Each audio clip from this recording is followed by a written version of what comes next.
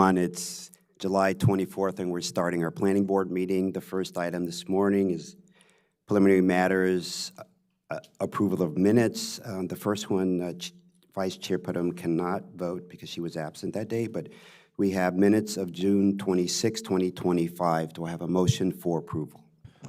Move to approve the minutes for June 26th. Second.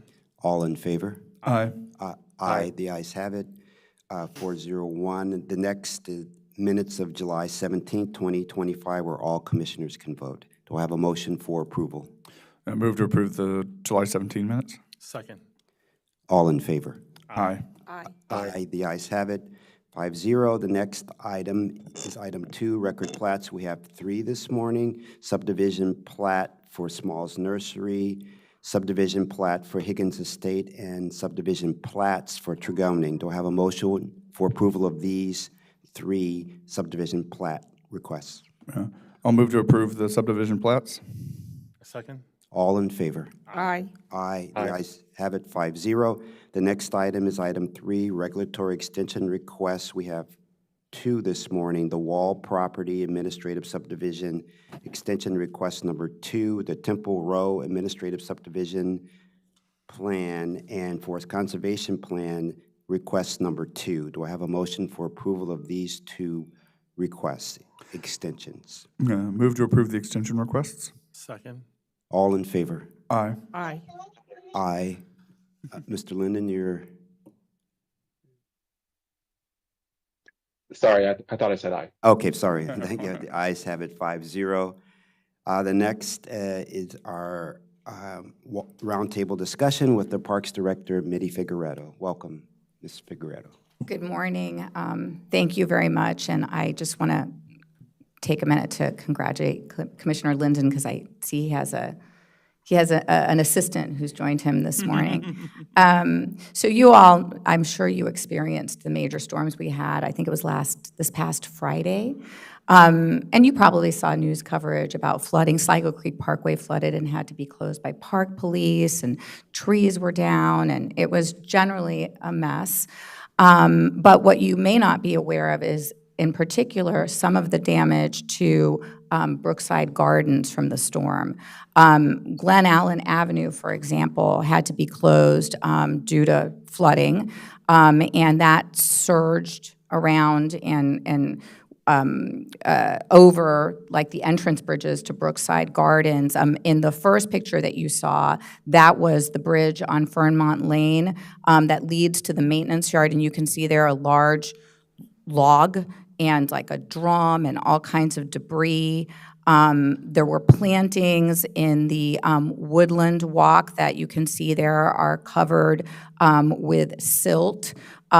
We had a bunch of water and mulch and soil that flowed into this perennial garden fountain. It washed out aquatic plants, and also in the parking lot, in the Nature Center parking lot, we had approximately 14 inches of silt that accumulated. So there was a lot of work for staff to do to clean this up. They had to kind of let the mud and the silt dry and then sweep it and blow it off the paths and the lots. They had to replant plants that had been washed away, put the gravel back. Mulch that got flooded away also had to be replaced. So staff were pretty busy doing storm cleanup afterwards. Every year, our excellent GIS staff attend the ESRI GIS conference. It was in San Diego earlier this month, and our staff also usually make presentations on GIS issues. They are, I think, leaders in their field at this point. I'm very impressive, the work that they do, and we rely on GIS for so much in parks. It helps us, do more accurate maintenance and park improvements. We're able to provide maps and information digitally to residents, and it helps us ensure that we're making equitable investments in our parks all across the county. So here you can see some of our staff. In the first picture there, Jing Wang and Carl Weber were giving a presentation on the integration of GIS into athletic field planning. Keegan Clifford made a presentation on improving web accessibility with apps, and Neil Zlicki made a presentation on modernizing and crowdsourcing our park assets. So we're very proud of them and happy that they're out there sharing what they know about best practices in GIS. This is a site plan of the new Henderson Avenue Community Garden at Wheaton Regional Park. This was a recommendation coming out of the Wheaton Regional Park Master Plan, and along with the renovation of our natural surface trails and the new Gravity Mountain Bike Park, it's one of the many improvements we'll be making to the park as we implement the recommendations in the Wheaton Regional Park Master Plan. We were recently awarded $300,000 from the Maryland DNR Green Space Equity Program to support development of this ADA accessible, kind of large community garden in Wheaton Regional Park. This was just part of the initial grant application. We now have the green light to begin formal design, and our PDD team is working with our horticulture staff and our community garden staff to begin that process. We anticipate completion of this community garden latest probably fiscal year 28. We're very grateful for this funding support. Community gardens help us implement a couple of our main parks priorities, including, of course, getting people outdoors and getting physical exercise, but also there's a community building and social engagement piece to community gardens as well. And I think being outdoors and gardening has been shown to be something that is very beneficial to people's physical, but also emotional health and well-being. And now we're going to show you some fun camp slides of, we're deep in camp season in parks, and you're going to see some pictures of kids having a good time. This first slide is of our tennis camps. We have both of our tennis facilities, including Wheaton Indoor Tennis and Pauline Betts Addy at Cabin John, offer week-long summer camps for kids from ages 8 to 14. The camps are run weekly all the way up until mid-August, and over 95% of our camp spaces for these camps have been filled. And we've got ice skating camps. We have full-day camps for skaters between the ages of 6 and 12. We also have specialty camps that include hockey and figure skating. They do work on the ice and off the ice. It's kind of cool. They do some of their work in dance studios. And there's a freestyle. This year we have a new camp. It's an advanced freestyle camp. It's for skaters who are working on jumps. And they do on-ice work, but we also have jump harnesses and spinners that help them practice these skills off the ice. A particular favorite of mine is we have a girls' hockey camp that's happening this very week. And this next camp is honestly a camp that I wish I could have gone on, or maybe, tagged along when it happened this year.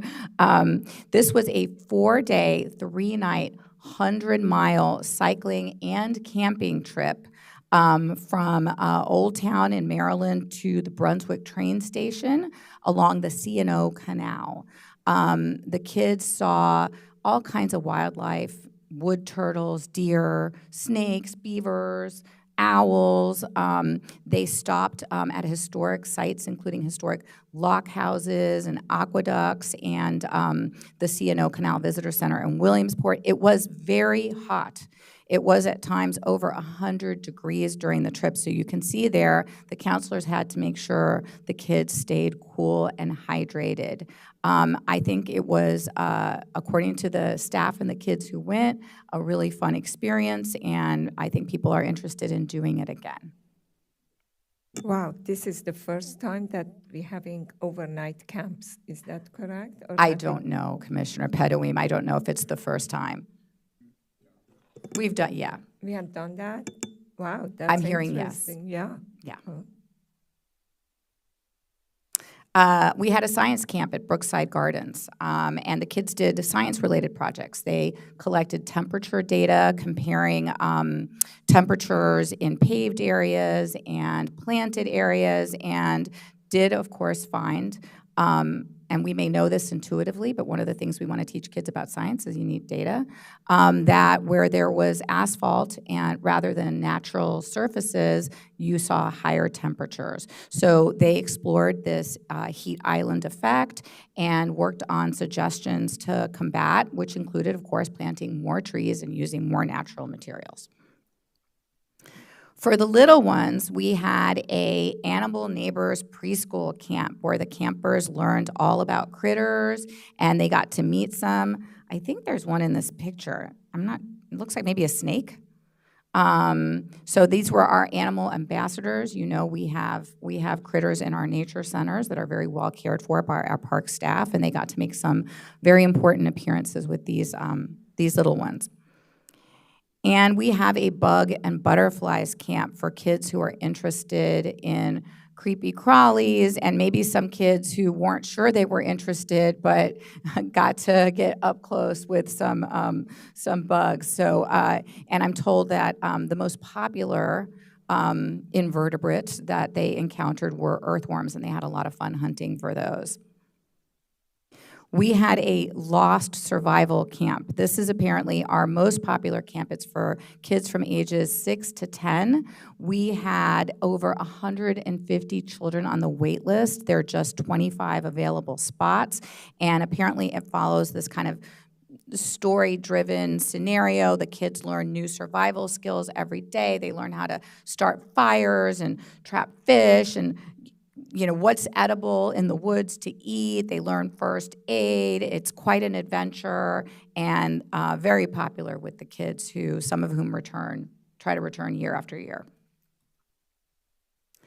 And a little while ago, I had presented to you on our Nature Gardens team teens program, which is intended to get teenagers interested in careers in parks and in the natural life sciences, and particularly learning about programming and education around these issues. And one of the ideas that one of those participants had was for us to launch a Summer Steward Teens program. It's a volunteer program. The kids can earn SSL hours. They have lessons. They do stewardship projects. It's open to kids from ages 14 to 17. They commit to a full week of this. And in the first 2 weeks of the program, the kids were out there removing invasives.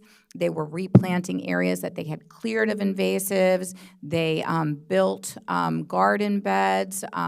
They transplanted native perennials, basically did a lot of really great stewardship-related work in parks, and I think they got to learn a lot and also just feel good about the positive impact they were making. And hopefully we have lifelong park lovers and potentially future park employees who were participating in this program.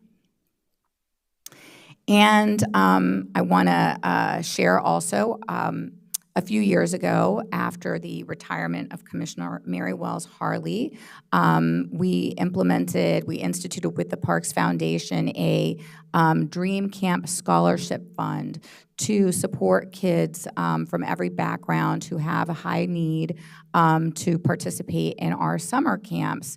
And of course, this allows them to get outside, get some exercise, explore the natural world. And if anyone is interested in contributing to the scholarship fund, they can visit the Parks Foundation website. And just closing it out with a picture from our butterfly experience. If you haven't visited yet, I encourage you to do so. It's open. It's still going on through August, I think ends in September. And we've had over 6,000 visitors so far this summer. And that's, 26,000. Oh, yes. That was June was the 6,000. We've had 26,000. So, yes, very popular. And if you have any questions, I'm happy to answer them. Any comments, questions from the board members? No, another great presentation. The children of Montgomery County are very fortunate to have you as the leader of the parks and fortunate to have dedicated staff that make these summer experiences possible. And again, I always share my personal experience, but I remember when my children were in elementary school and preschool, you had to sit by the keyboard and get ready to register in time or you don't get to be part of these programs. So they're extremely popular, and the staff that puts them together are obviously dedicated to enriching the children's lives. Thanks. Yeah, thank you. Thank you. It's really so important for parents and kids to have a place, the parents to make sure their kids have a place to go in the summer to keep them engaged. And thank you for you and the park staff for providing all types of summer camps for all ages, age groups. So that's really, really important. I love the, you know, as a gardener, I just love that you're having this community garden at the Henderson Avenue area in the Wheaton Regional Park. That's so important. I've got to go see it. And I love that the staff are leaders in the GIS arena. I mean, that's so important. And today to be able to have a place where you can categorize things, use that data to make decisions. So that's really so important. So thank you for your presentation, and thanks for all the hard work Thank you. the park staff does. Yeah. So we're going to take a 2-minute break and then go to our next item, item number 5, Milestone Innovation Center, preliminary plan amendment, where staff is recommending approval with conditions. Thank you.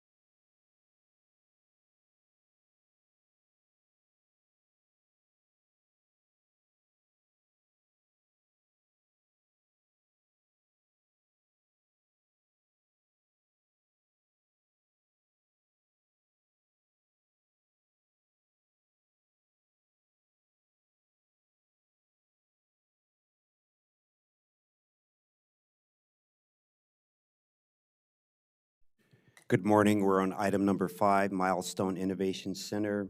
Request for a 2-year extension of the preliminary plan validity period until April 1st, 2027, and request of adoption of resolution contingent on approval of the preliminary plan amendment.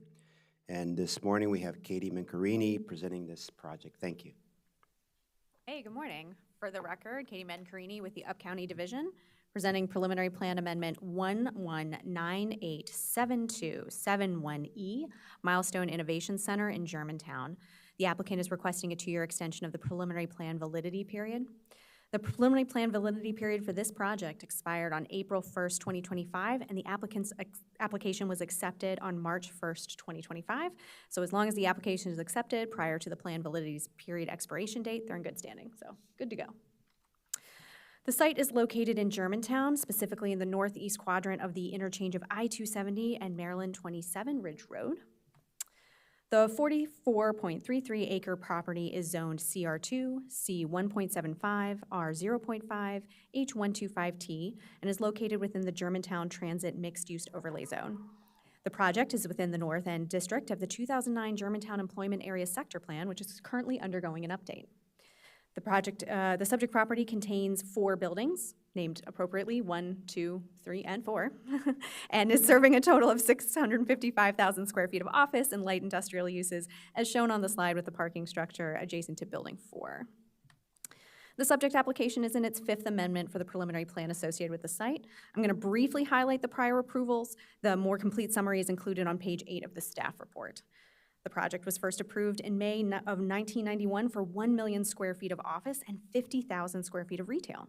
The approved uses and densities have been modified over the last 30 years.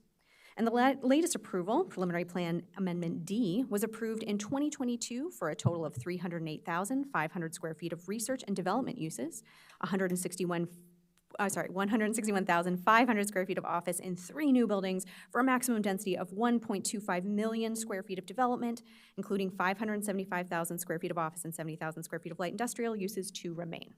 The application also included creation of a private street and modifications to the parcel and lot boundaries to accommodate the buildings and new private street. The preliminary plan amendment has not been implemented, and it includes about 470,000 square feet of unbuilt density. The applicant is not proposing any changes to the previously approved preliminary and site plans with this application. The applicant proposes extending the preliminary plan validity period by 2 years, which would expire on April 1st, 2027, and this would align with the adequate public facilities validity period. Per Chapter 50, the preliminary plan validity period cannot extend beyond the APF validity period.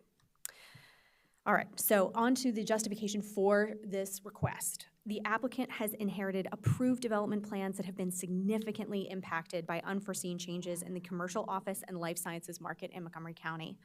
The stagnation in commercial office sector and the downturn of biotech and research and development markets has created a substantial disruption, making it very challenging for the applicant to implement this approved project. These market conditions, which are outside the applicant's control, necessitate additional time to assess the viability of approved plans and determine how best to move forward. Given this significant and unanticipated change in circumstances, the applicant requests an extension of the plan validity period to allow for a complete reassessment of the market. The applicant also wants to have a meaningful participation in the ongoing sector plan update. The requested extension, if approved, would allow the applicant to engage in the sector plan review process, assess market feasibility, and develop a project that aligns with both the sector plan recommendations and the other necessary requirements of the zone. Without this extension, the applicant would face exceptional hardship as the 2022 development approvals have been made infeasible by significant external factors beyond the applicant's control. The applicant has complied with all public noticing requirements, and no correspondence has been received during the review of the subject application. The application is in substantial conformance with Chapter 50 of the County Code and the Sector Plan. Therefore, staff recommends approval of Preliminary Plan 11987271E with the modified condition included in the staff report, and the applicant's here to answer any questions that you have. Thank you so much for your presentation.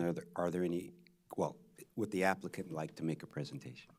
For the record, Patrick O'Neill with the law firm of Lurch, Early and Brewer, and with me is the ownership representative, Patrick Sullivan, another Patrick, with MRP Rockwood. And we certainly agree with staff's assessment and cooperation in this matter, and look forward to looking at opportunities to improve the site, which we all would like to see. So with that, we're happy to answer any questions, but appreciate your consideration of this matter. Okay, thank you. Are there any comments or questions from the board? I just have one. So part of the extension is to do the assessment for what the property is, you know, what we want to do with the property and whatnot. I know there is some residential available density on there that doesn't seem to have been built with that property. Is that a consideration for this piece going forward? Is any residential density? Yes, Patrick Sullivan with MRP Realty. Yes, that's definitely a consideration. We're underwriting a number of different scenarios. As stated, the market has changed significantly, so we're trying to figure out what the best path forward is, and this extension would help with that. Okay. Patrick O'Neill, again, and I would add the current sector plan limits the amount of residential on the site dramatically.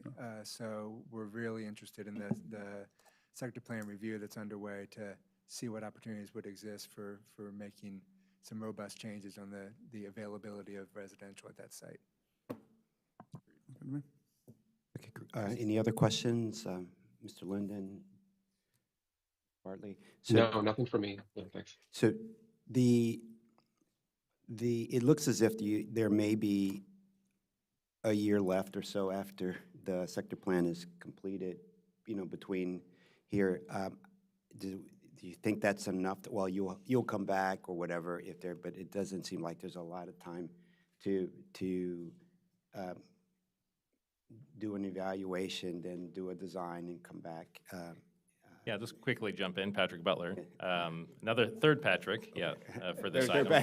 Right. Germantown is going to be a few months behind Clarksburg, so it's not too far behind. You're about to take Clarksburg up now. We anticipate Germantown coming right on the heels of that, so we think there'll be enough time, and if not, there'll be ample time to consider that and come back if need be. Okay, great.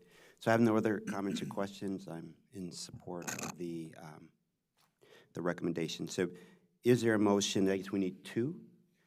Is there a motion to approve the request for a 2-year extension of the preliminary plan validity period until April 1st, 2027?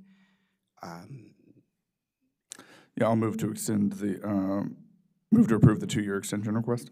Second? All in favor? Aye. Aye. Aye. Aye. The ayes have it, 5-0. And is there a motion to adopt the resolution in our packet contingent? Well, it's not contingent anymore because we already approved the extension. Is there a motion to approve the adoption of the resolution in the package? Yeah, I'll move to adopt the resolution. Second? All in favor? Aye. Aye. The ayes have it. Thank you so much. So we're going to take another 2-minute break. We won't go anywhere and start until we start the next one. Item number 6, Beals Manor Subdivision, lots 1 to 3. Request to reinstate the preliminary plan, which was approved for 3 lots for 3 single-family dwelling units, and extend the public adequate facilities validity period by 2.5 years. And if that is approved, to request adoption of the resolution contingent upon the preliminary plan amendment. Thank you.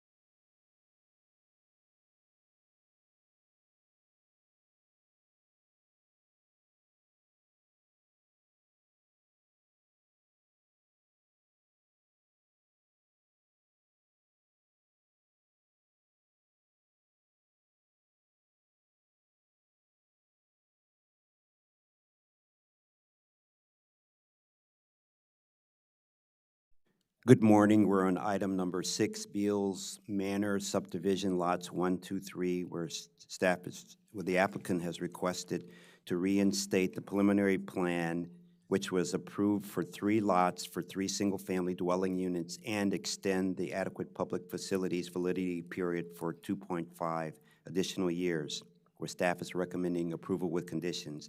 And if the board also approves, then the applicant is requesting adoption of the resolution. Thank you. This morning, we have Jeffrey Server presenting this item. Welcome, Mr. Server. Good morning, thank you. Good morning, members of the board. For the record, my name is Jeff Server with Montgomery County Planning.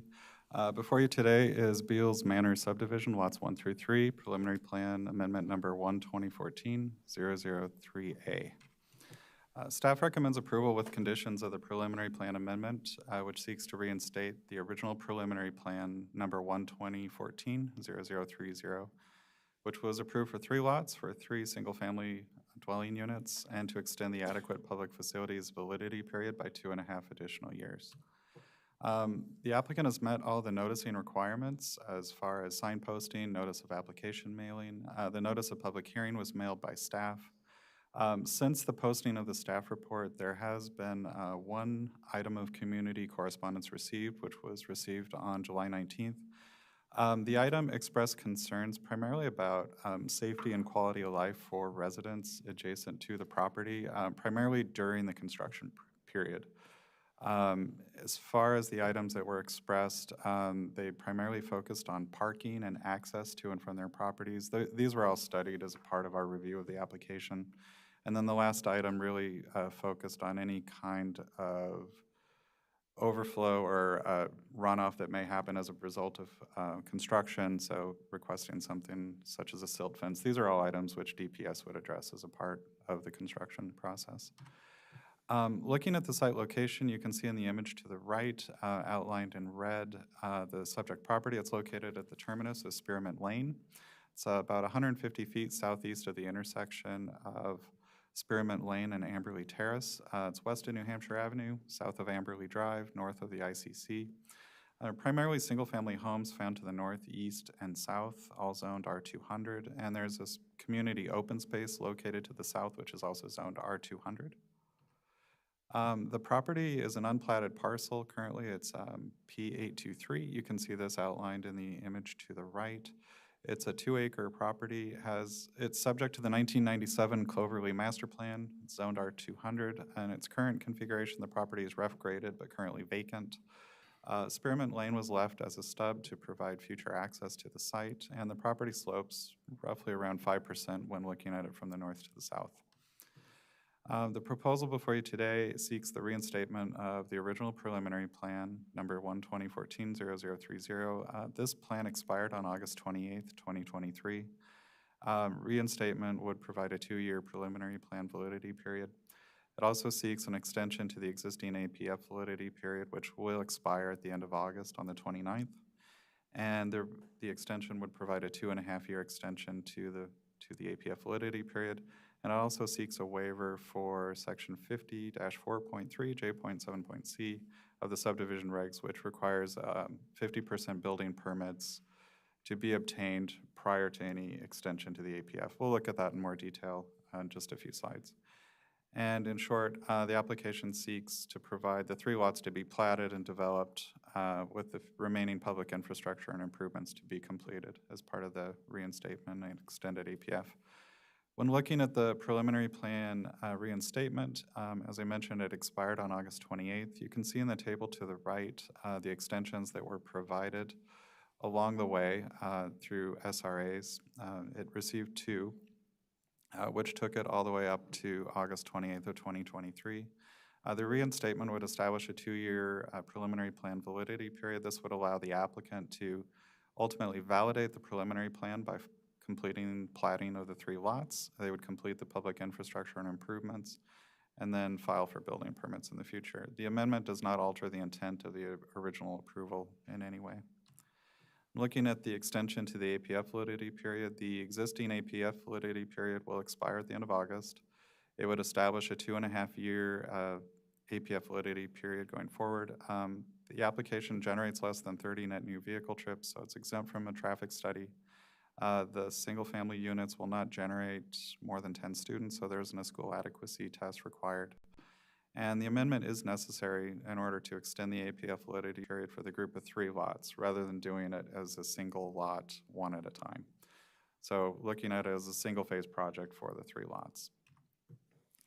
And looking at the subdivision waiver request, I won't read the section again because I already did, but you can see the verbiage that's there provided within the section.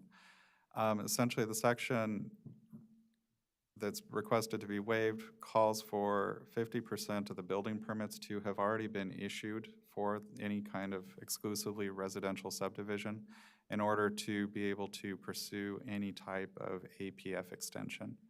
In this case, the original APF validity period that was granted was for 7 years. So this extension would qualify it for 2.5 years, but in waiving this requirement, the 3 lots were never platted, their 3 homes were never constructed, and the public infrastructure and the improvements were never constructed. So the property has sat in its state as it was as when it was originally approved. The previous owners delayed in validating the original preliminary plan, which then led to its expiration. And that was due to lacking financial resources for the original property owner to be able to follow through with the subdivision and construction of the units. The current applicant is the new landowner. They have demonstrated good intention by acquiring the property and trying to go through the process of correcting and fixing these existing issues. The small size of this project, though, does make it impractical and not very useful to apply this 50% metric of building permits for such a small property. This would have required that 2 of the 3 lots have already been filed for building permits. That would then be followed by platting for 2 of those 3 lots, which would then leave a remaining lot that could possibly go forward with the APF at building permit process.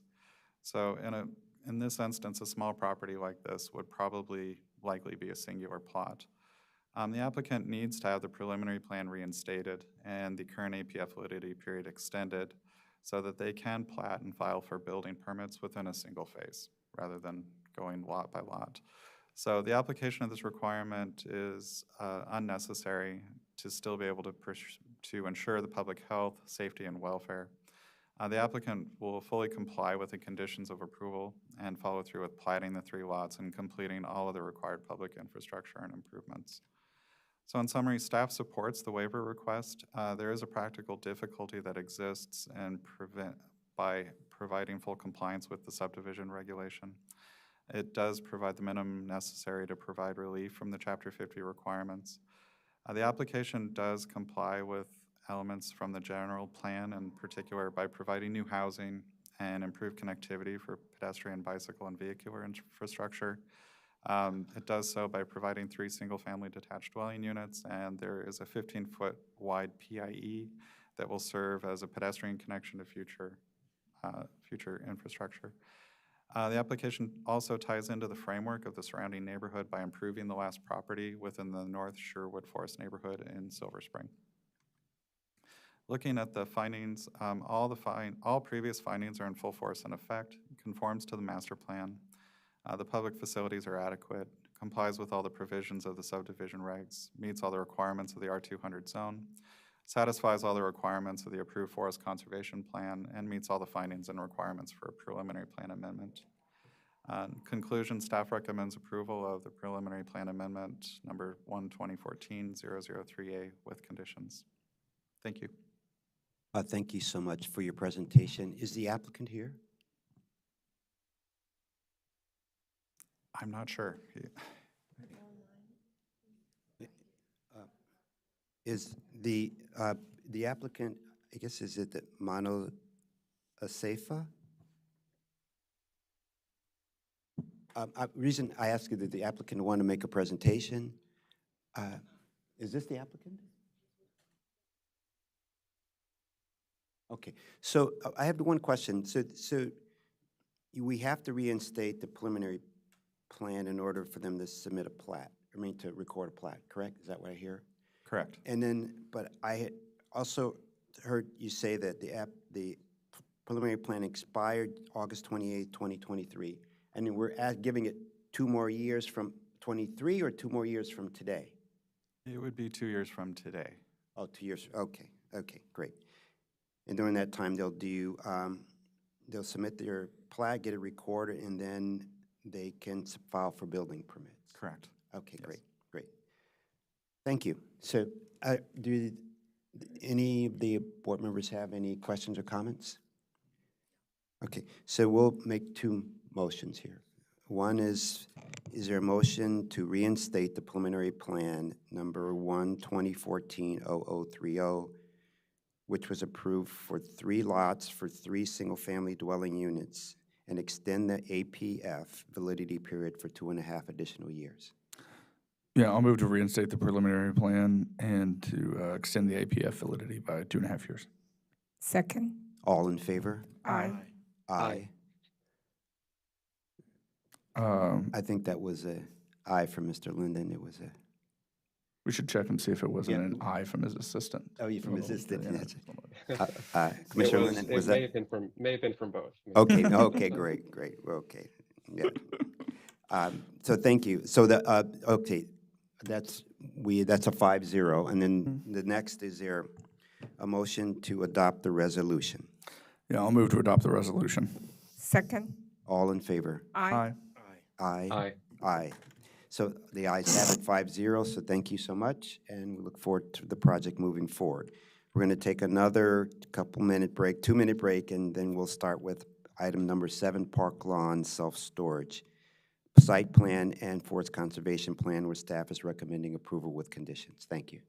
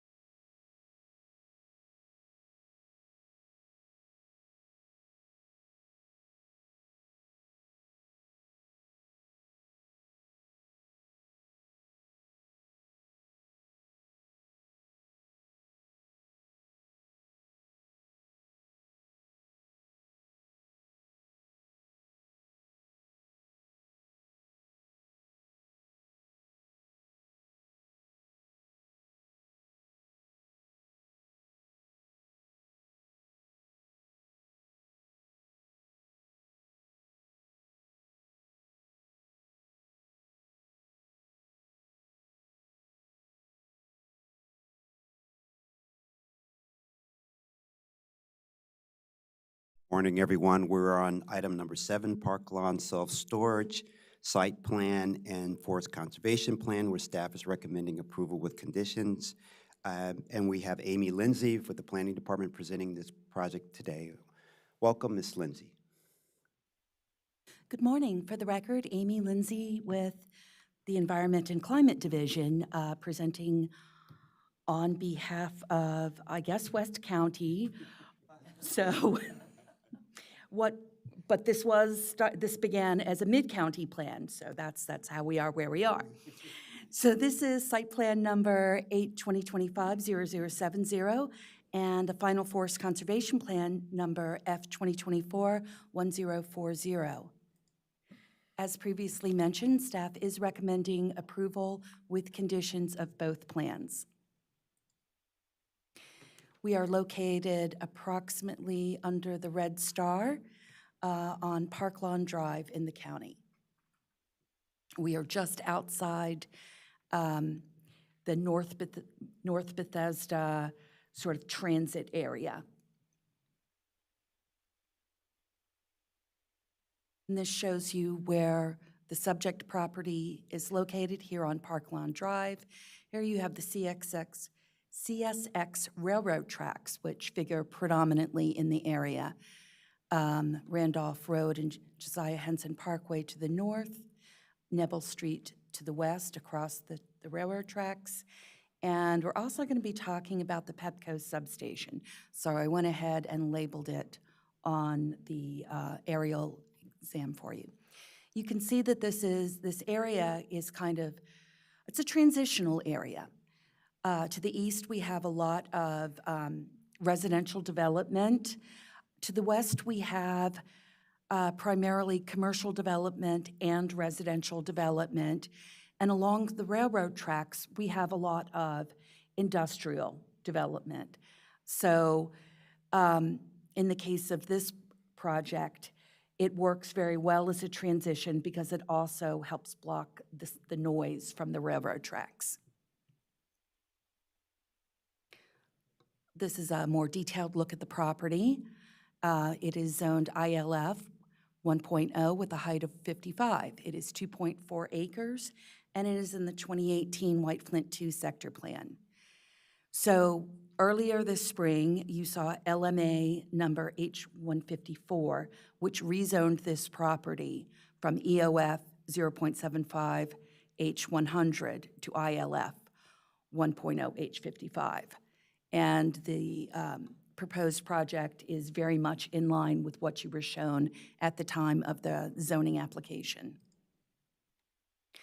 Currently, the property is developed with a 4-story square foot office building surrounded by surface parking. Right now, there are 2 entrances from Park Lawn Drive. And that is something that is addressed in this application. This is just a brief overview of the proposed development. So we've got a 3-story self-storage facility with 104,628 square feet of gross floor area.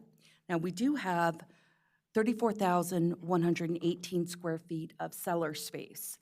So because the building is built into the hill here. So actually from Park Lawn Drive, it appears more like 4 stories. And then from the rear, it looks more like 3 stories. But from a zoning and density standpoint, this is a 3-story building.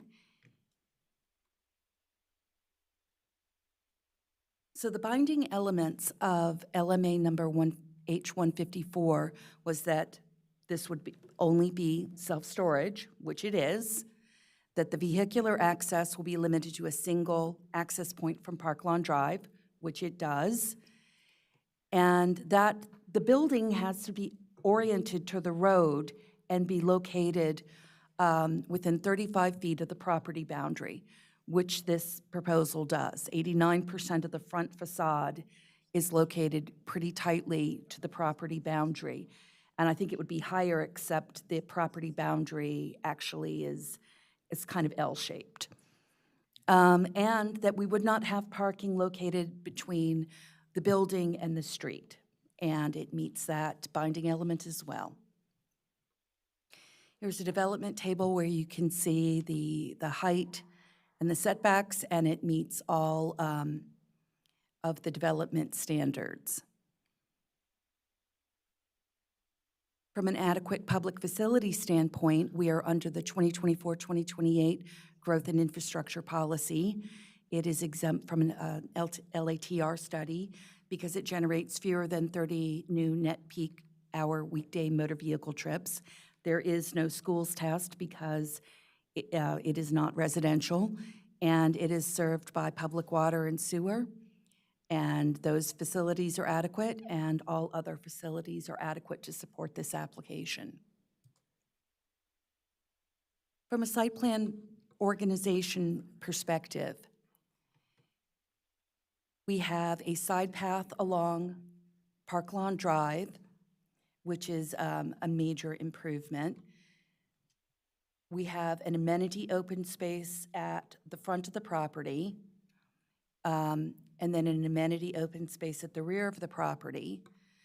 The main office for the self-storage facility is located here on the corner, so it is visible from Park Lawn Drive, but you actually enter it off of the parking area. And there is a mural along the Park Lawn Drive frontage to add some interest.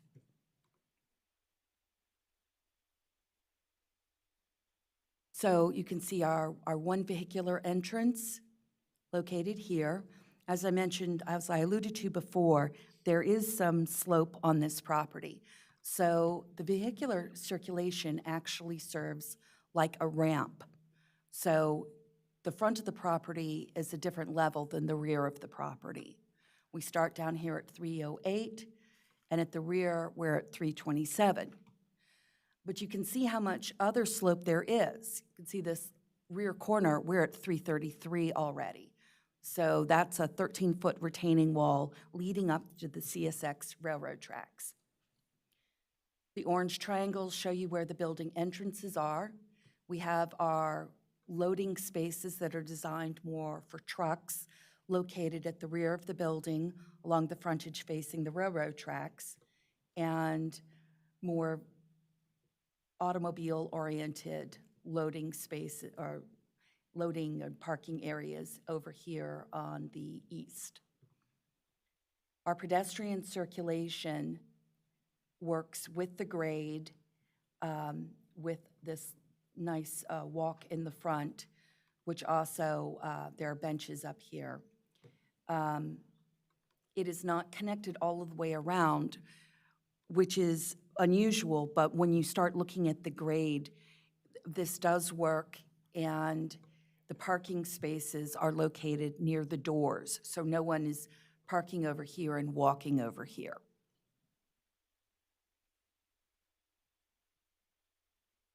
So this shows you some of the architectural details. So this is facing, if you're looking at the building from Park Lawn Drive, you can see that it's got an industrial feel to it.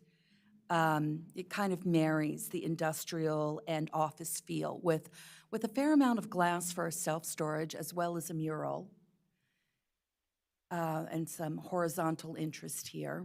You can see the office space down here that's clearly visible with a sign over it. This is the southeast facade. Once again, this triangle shows you where this would be looking from. You can see once again this area with the increased windows located above. And you can start to see the grade change over here. This is looking from the railroad tracks. Not nearly as a detailed facade, but that's because it's facing the railroad tracks. Definitely more utilitarian. And from the northwest, so you might see this, the Park Lawn Drive curves, so this is not nearly as visible, but you would still see this corner. with the increased windows and a sign. And once again, you can see the impacts of the grade. There is a landscape plan associated with this that includes a fair number of trees, predominantly native. Once again, we've got 2 open space areas at the front. We've got benches for the bus stop that's located here along the frontage, as well as a seating area in the back, primarily for staff, though I could see if you were unloading a lot of stuff, that would be a fine place to eat lunch. And significant more tree cover and less impervious than what we have currently on site. One thing that is not really visible in all of these plans is what's happening underground, because that is significant. You can see this line right here. This is a major storm drain system that is having to be relocated with the development of this site. There's a major storm drain that runs underneath the CSX railroad tracks, and actually right now backs up and causes flooding issues. So hopefully this will help alleviate some of those problems as well. The other thing is that there is an easement area over here, a sewer line, that is running on this side. So that's what's happening in this area. So are they changing the storm drainage under the CS also, or just connecting to it? Not underneath the CSX railroad tracks, but they are, there is currently a connection there. They are rerouting the connection. To somewhere else? I'll let council answer that, but this is just a realignment of the line. Yeah, I'm just wondering how it helps for flooding. Well, right now, the flooding on the other side of the CSX railroad tracks is caused by a surcharge coming out of this line. So the storm drain system is not sized to handle all of the water that's coming there. So if this helps build capacity, there will no longer be as much water surcharging out on the other side of the railroad tracks. So that hopefully the floodplain will be smaller on the other side. Does that help? That's all right. I'm just thinking about how it could be, but that's fine. Okay. The final Forest Conservation Plan, F 2024-1040, is consistent with the preliminary forest conservation plan that was approved with the LMA. There is no forest on site. The forest conservation requirement of 0.35 acres will be met off-site, either by buying credits or through payment of fee in lieu. There was a variance request approved with the preliminary forest conservation plan, and the final forest conservation plan does locate the 10 mitigation trees required for that variance. So we did hear with some concerns from the community about 2 different issues. The first is undergrounding of utilities. Now, PEPCO has recommended against the undergrounding the utilities for 2 reasons. The first is the proximity to the substation. They have indicated that they feel the close proximity was an issue. The second issue has to do with undergrounding the poles on this frontage would actually require the installation of 5 new poles on the other side of Park Lawn. So in this case, because PEPCO has responded directly and said that they do not support this. And I believe, do we have someone from PEPCO on? We have a representative from PEPCO online now that can speak to this more. Hello, my name's Parker Wright. I'm the supervisor here in engineering and design. our engineer Bemizzi, who gave the comments, is out today. And this is kind of the first time I'm looking at it, so I'm just going to be kind of high level, and I haven't even um, looked at his notes at all. So I'm kind of looking at it for the first time now, and we do have distribution and transmission. Both kind of have their own set of standards and complexities that would add to this project. So if Bemizzi's kind of recommendation was to keep it overhead, I think that would be mine too. Until I look into this a little more further. Sorry, I don't have anything further. So I would like to just be clear that staff does support the undergrounding of utilities. It's just that in this case, it needs to be looked at more comprehensively because it's not this frontage problem. The issue is clearly a larger one that can be solved with just undergrounding along this frontage along Park Lawn Drive. The second issue that we heard about was the pedestrian scale lighting on Park Lawn Drive. And so that we have to, defer to MCDPS and MCDOT at the time of right-of-way permit. They will be looking at that and will be following their standards. And so we feel like that is the appropriate time for them to address it because this is all in the right-of-way. Could you explain what it means, pedestrian scale lighting? So this is just in front of their property for where they have the pedestrian walk, or is it a sidewalk right in front of their property? So pedestrian scale means something that is smaller in scale. So for example, we're not talking about little bollards, we're talking about a standard that's maybe 10 or 15 feet high instead of the standards that you see along Georgia Avenue, which are the highway poles with the extensive, Could you just yes, like show the it? Cobra headlights. Yeah, could you just show it on the site plan that where the area you're talking about, is it for cars or is it for pedestrian? Well, it can be for both. And so the idea is that by bringing the scale of the lighting down, you actually slow vehicular speed down. So while we call it pedestrian scale, it can still be for vehicles. It's not just for pedestrians. And could you show where it is? I don't know which way is the park lawn. So on this is Park Lawn up here. So it's within the right-of-way of Park Lawn. There will be streetlights. There are streetlights currently. There will be, streetlights. And so So is it the whole length of the park lawn, or is it just this shorter stretch? just in front of the subject property. We're only talking about this property's frontage. So what happens to the rest of the road? Does it help? If it is for pedestrian, is it like a sidewalk there?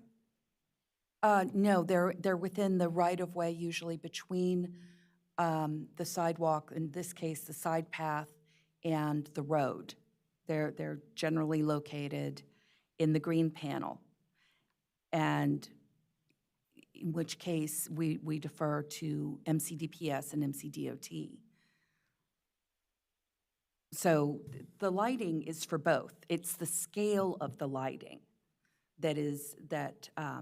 I'm just wondering that how does it help if the rest of the road is not like that, and how different it is? That's the question. And I hear you. It's outside of the scope of our review. I would agree that I think that lighting scale is one of those things that should be addressed comprehensively down a road, that doing them piecemeal probably doesn't work. I mean, when we have a very long frontage, I could see that. But, for example, if we had 300 feet of frontage, that would be a different situation, but we don't here. It's a very short frontage on a curve, and so that would be unusual to have the lighting level change as you're driving down the road. But I guess the big picture is that that is specified by, they have to have lighting, but it's that piece in the right-of-way is specified by another agency. And when they submit their building permit plans, they will be looking at, that agency will be looking at that piece and making sure it meets the requirements in the county. That is correct. This is handled through right-of-way permitting. So why not here? Because that's a cost for construction. I don't know if this is just the light, or is it that it's going to change the whole light pole and everything else? I don't know exactly what that means. If it's just the intensity of the light and there is existing light pole there that we are telling them to change, then I understand. But if it is that it may require the different kind of poles to put, I think, I don't know why we wait until the permit. They have to know what they have to put out there, for design or construction. I don't know. And if it's going to be a different pole, it just totally doesn't make sense when the rest of the road is a different kind of pole. So I really don't understand what we are asking, or maybe they know what they're being asked. I don't know. For me, it's a little bit confusing. Maybe you know. What is that they want you to do? I don't know. We're not asking for that because that is handled by MCDPS and MCDOT at time of right-of-way permit. So we're not involved with that at all. What I'm saying is this was a community concern, and so that's what I'm telling you. So, and usually we do coordinate with them during these reviews. My concern is that, is it timely, we say that at the time of permit, if they are going to be asking them to do some changing of the poles? That's what I don't know. I thought that this kind of things would be done at this time. At least they have some understanding of what they have to do, So MCDPS and MCDOT can conduct their permit review sort of later, but they did not ask for this change. So I would not anticipate them wanting this change. Generally speaking, if it was a concern, they would have brought this up. Can I Yeah. just weigh in and then we'll Yeah, could just say one the rest quick, of our remarks? yeah, But just yeah, one quick second. Sure. Are you close to ending your presentation? Yes, I'm nearly done. Okay, then you can, after she finishes, okay. Thank you. So we have a few corrections to the staff report. So this is a correction to condition 3. We added the word open, and so it's not just amenity space. We're making it clear that it's amenity open space.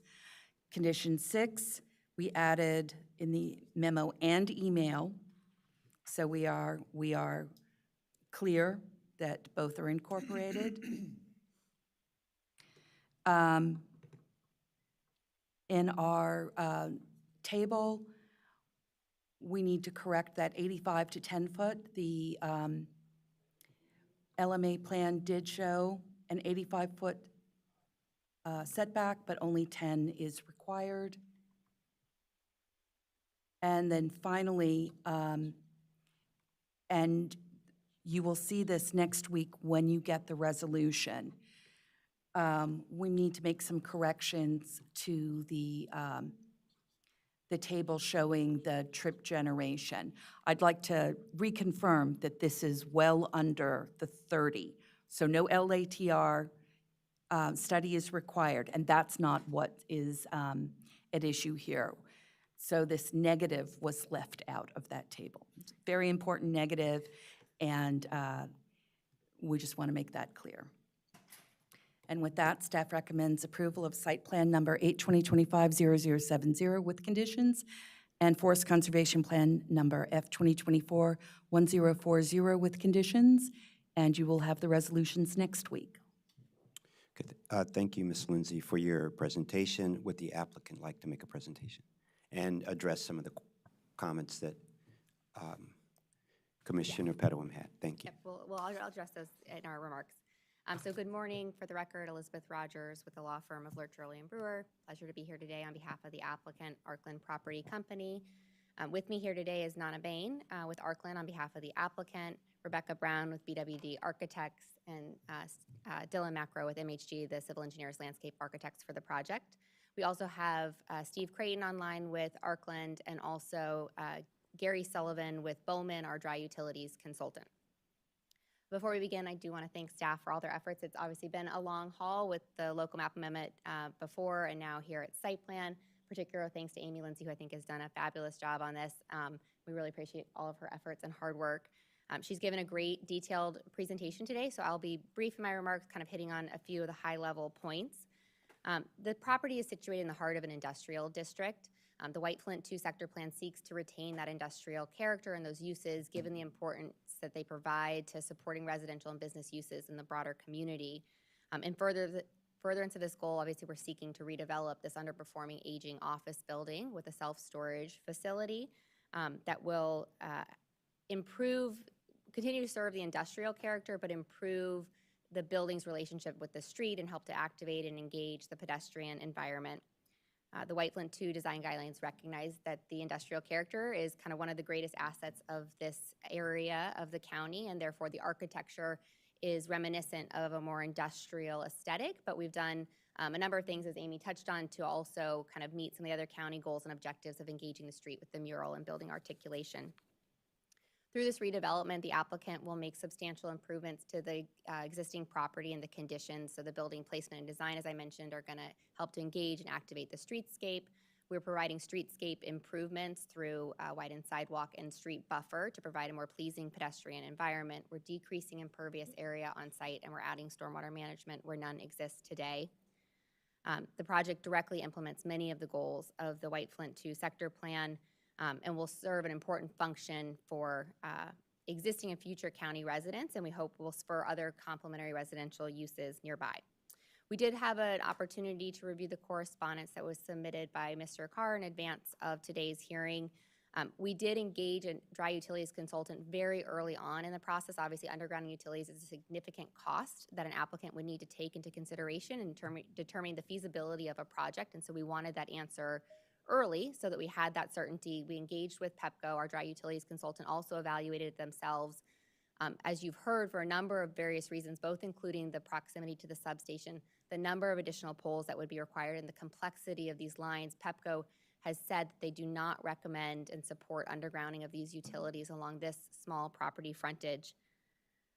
Regarding the pedestrian scaled streetlights, which I know Commissioner Pedoeem had a question about, this is, as Ms. Lindsay mentioned, going to be reviewed in detail at the time of right-of-way permit, and the applicant is fully aware of the various, both the street light design guidelines and the complete street design guidelines that regulate what that pedestrian scale lighting should be and what's required. Here, the spacing is more than adequate. So given our property size, the spacing of the poles is required at 300 feet. They're at 190, so the spacing is adequate. The only thing that's going to be reviewed at time of right-of-way permit is the fixtures may be required to change to be able to meet the standards, and that will be done with right-of-way permit. So we know the scope of what's going to be reviewed, and that's something that we'll address with DOT during right-of-way review. But we will ensure that, obviously, the final plans do meet those county guidelines. So with that, those are the few things we wanted to touch upon. We concur with the findings in the staff report that this project meets the findings necessary for the board to approve, both the forest conservation plan and the site plan. And our team would be more than happy to answer questions the board may have. Great, thank you. We have one person to provide, Mr. Al Carr, to provide public testimony this morning. Welcome, Mr. Carr.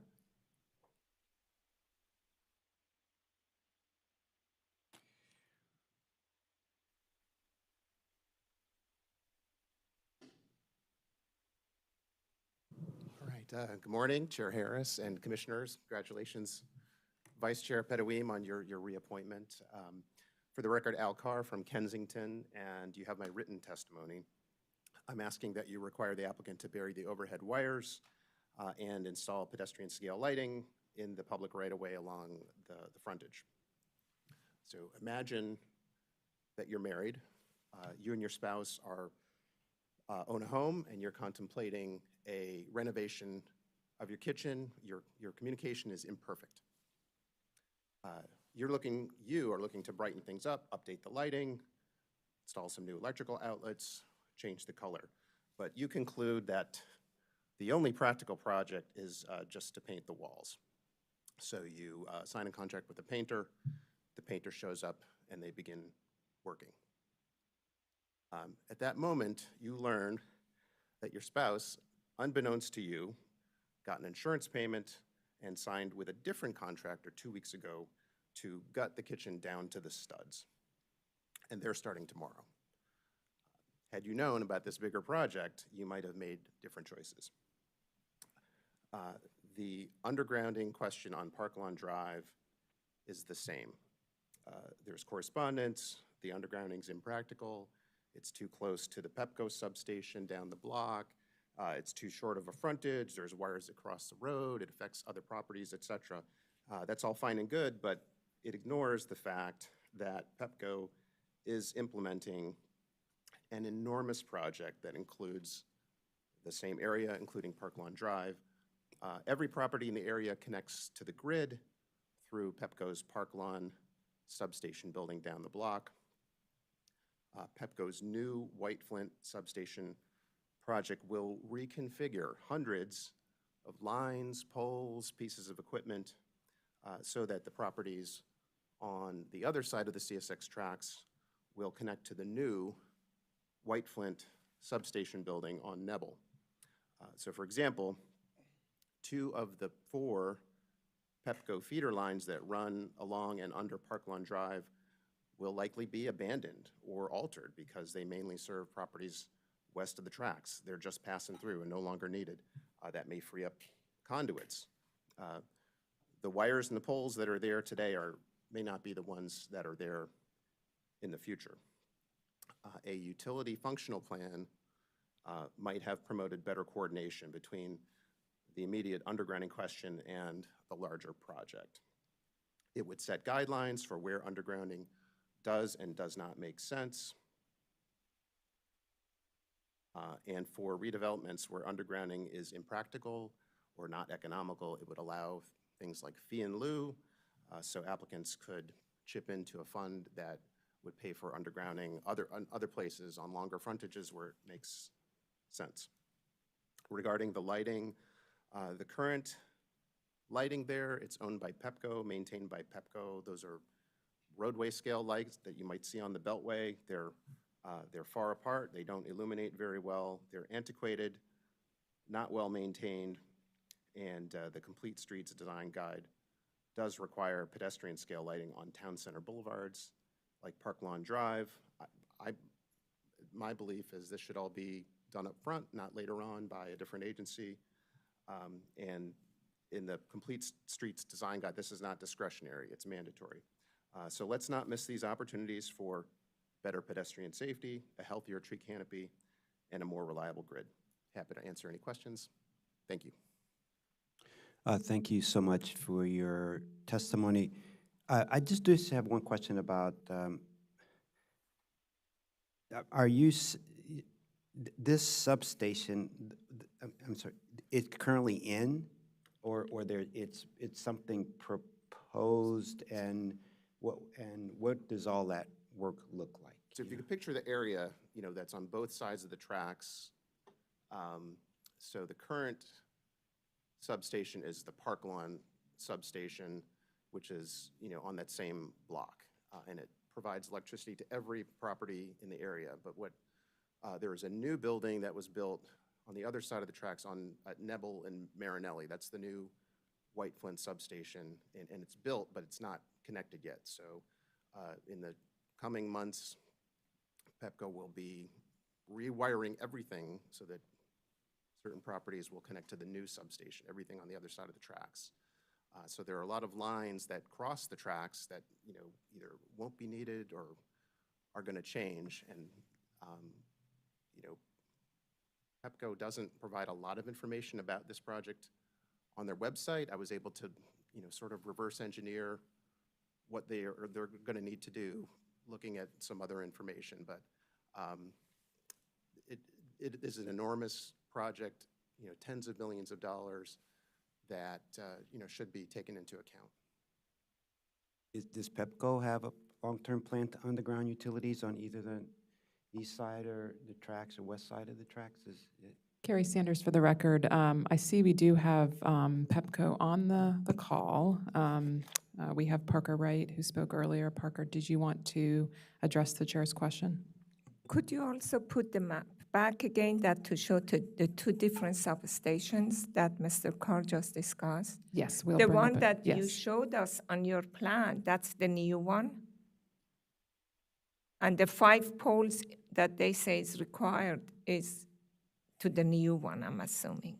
So what I've got up, if we could flip over to my display, this is not the new one. This is the old one. The new one is on this side of the railroad tracks. So here's the current substation that those lines are coming from, and the new one is over here. So the current one still stays in service, correct? And then the Yes. new one is going to be used for the other side of the track. So I just assuming that when Pepco says that they need 5 new poles, that's to the one that is currently on the same side. That's correct. They were talking about across the street. And so the new one is, yeah, right here, if you can see where my cursor is. My point is that they're just looking at what's there now. They're not looking at what is going to be there, 6 months from now, because it's going to be very different. And Down here.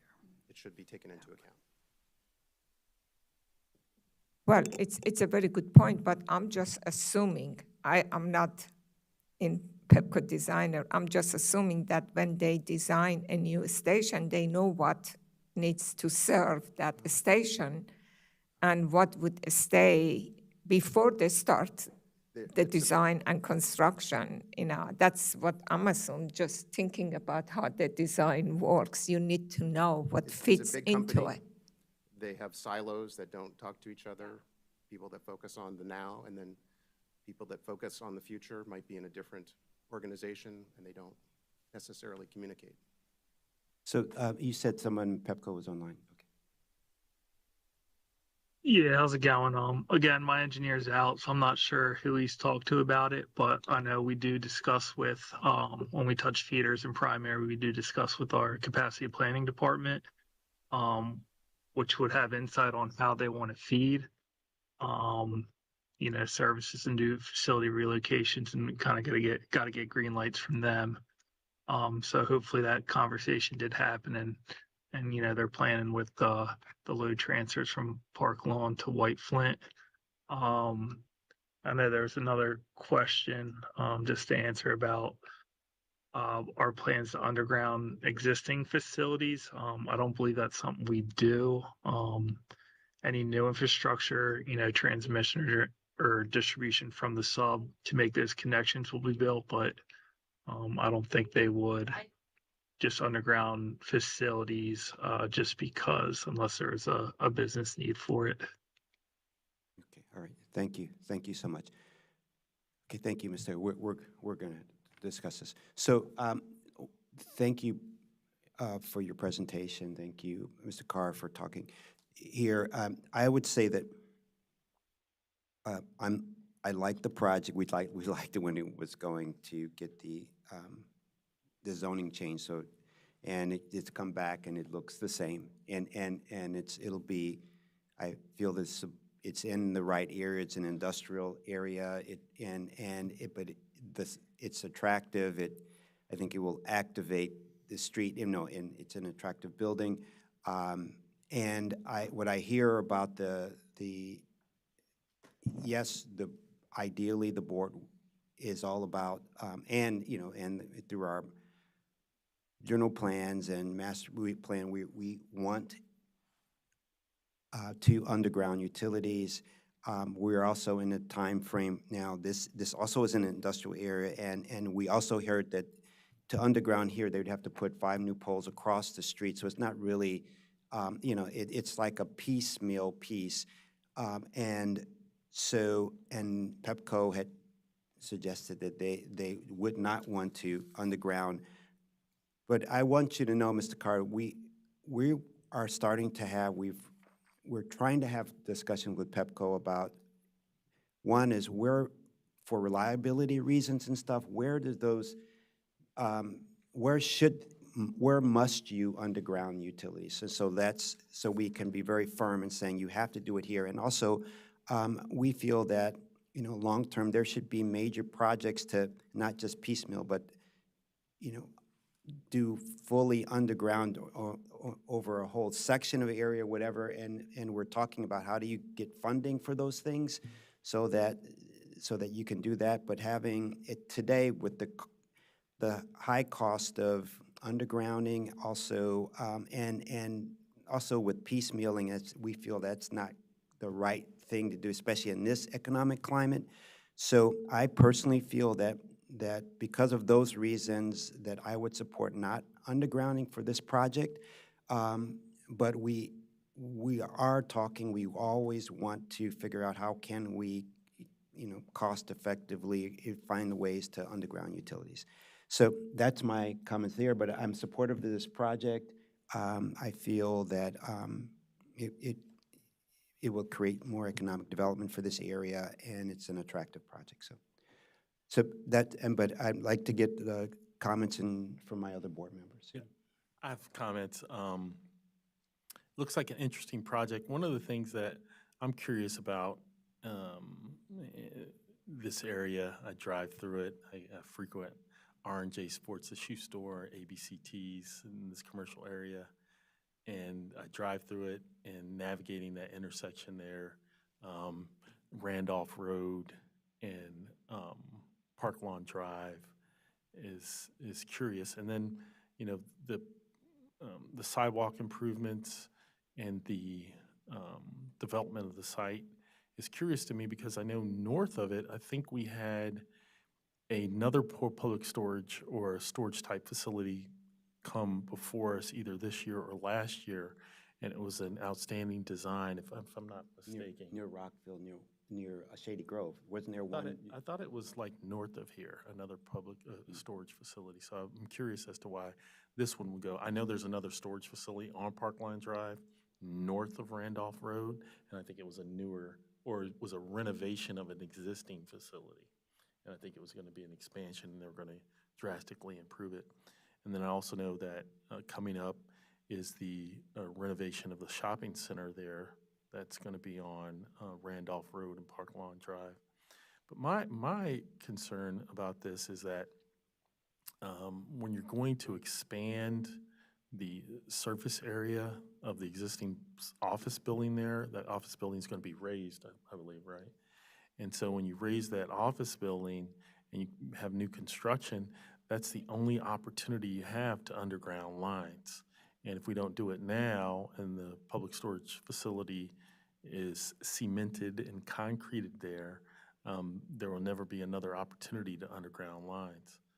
I understand the cost consideration with regards to undergrounding lines, but the overall community benefit of undergrounding lines and the reliability of delivery of electricity is in the best interest of everyone in the community there, especially taking into consideration that there's going to be new residences being built at the corner, at the intersection of Park Lawn Drive and Randolph Road. We approved that either this year or last year, and it's going to be a beautiful community. And I would hate for that community to be subject to power outages due to the downing of lines through, you know, happenstance, act of God. And I think that undergrounding the lines here is in the best interest of those future residents.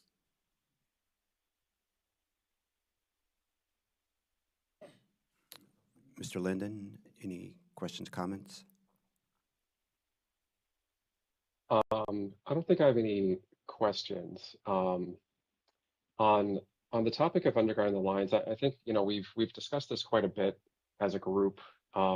Several development applications in the past couple years where we've talked about this issue. And I think the consensus that we've reached, at least, I don't want to speak for everyone on the board, but the nature of the conversation has often been this kind of issue is important. Undergrounding lines is important for resilience. It's important for the reliability issues that Commissioner Bartley has been talking about. It does have streetscape benefits. Obviously, it can impact tree canopy in some ways if there are trees that are in close proximity. But I think it's important to think about the relative benefit and the relative cost. And with previous applications, we've talked about how the enormous cost of undertaking for very small stretches of frontage. In this case, I think we're talking about maybe 200 feet of frontage, maybe up to 250. But the enormous cost of that is, in the case of multifamily, passed on directly to the rents that are charged at the back end of the project. This obviously is not a residential project, but I think the same principle applies, that the costs are passed on to, of course, the developer and maybe ultimately the rents that are charged for people taking advantage of the self-storage. The issue is important, but we've often talked about in the context of needing a comprehensive plan and approach to doing this around the county, because although it is important, not all places are as important as other places. And I think that this particular frontage is a good example of that. There is one tree that appears to be in close proximity to the lines. I don't believe it is touching it. It's a little bit hard to see from street view. But I think we're dealing with a relatively low risk overhead line situation here. And the relative cost compared to the benefit of undergrounding here seems to be enormously high.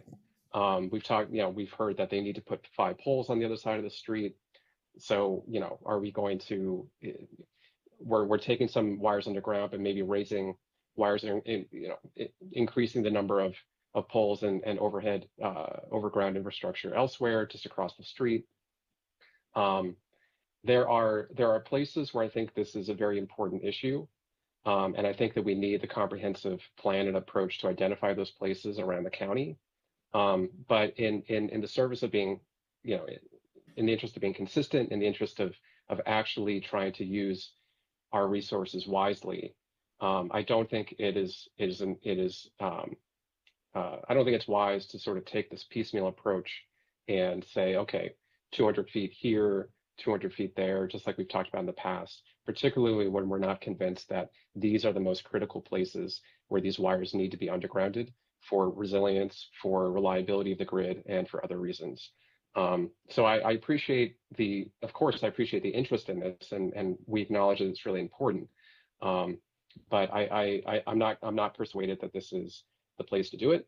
And again, I would emphasize the importance of the countywide comprehensive approach. And I think that if community members are interested in continuing to pursue this, which again, I think is important, I would encourage them to advocate for this countywide comprehensive approach, bring in all the important stakeholders and partners, including PEPCO, including others, and see if we can actually find a path forward that again identifies the most critical areas to do this, because we know that this is a really expensive undertaking and we don't want to waste resources doing it in places that aren't as important.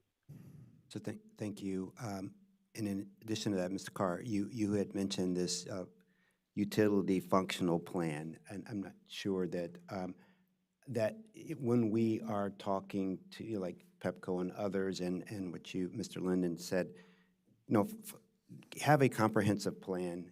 Given there's so limited resources for all of this, but to figure out like a strategy of this is with limited sources, we must have it here. This is our second, this is our third, depending on the resources. I think that would be a good plan. So thank you. Any other questions or comments? I just have one more thing. I know that we have this countywide, we're trying to do this countywide utility, undergrounding of utilities. I don't know if there is something, I agree with, Commissioner Linden, 100%, that it's the reason that you cannot do it is not the cost benefit.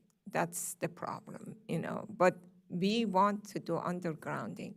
So And I do not know if Pepco has any plans that any kind of future extension or future substations or connections, they do it underground. And it looks like that the reason that it's very expensive to do is that when you have a very short stretch, you put it underground, you need many more poles to come out, and you have to stretch it longer to connect it. So sometimes just for a very short distance, it's going to be very costly because of the approaches that you have to bring it out. So if Pepco is designing new stations and new extensions and connections, maybe that should be looked at, that they put those underground as much as feasible cost-wise, and then gradually, hopefully within 50 years or 100 years, then if it is a shorter stretch and they have something underground or approaches, it's much easier to dig underground. I don't see it's a problem to have, because, what is the conduit for this? It's not that big, and they could go under the existing structures. It could be done if there is no other utilities out there. But I think mostly it's the approaches that it's the problem. And maybe Pepco should look into any future work to underground as much as possible. Okay, thank you. So I think we've talked about this, and Chair Harris? yes, I'm sorry. I apologize, it's me. There's one more correction I need to get onto Okay, the record okay. before you wrap up. I will Please make do. it super quick. Okay. We have here on page 20 of the staff report, it references the growth and infrastructure policy that preceded this one, so it was referencing the test for person trips and not vehicle trips. That will be corrected in the resolution. My apologies. Thank you. Thank you. Okay, so is there a motion to approve the site plan number 8/2025-0070, where staff is recommending approval with conditions and the corrections mentioned during this presentation? Yeah, I'll move to approve the site plan with the conditions from staff and the correction. I second. All in favor? Aye. Aye. Aye. The ayes have it 5-0. Is there a motion to approve Forest Conservation Plan 2024-1040, where staff is recommending approval with conditions? Yeah, I'll move to approve the forest conservation plan. Second. All in favor? Aye. Aye. The ayes have it. Thank you so much. We look forward to you moving forward with the project. Thank you. So we're going to take a 5-minute break and go with our next item, which is item number 8, Planning Board Rules of Procedure, where staff is recommending approve the proposed revisions. Thank you.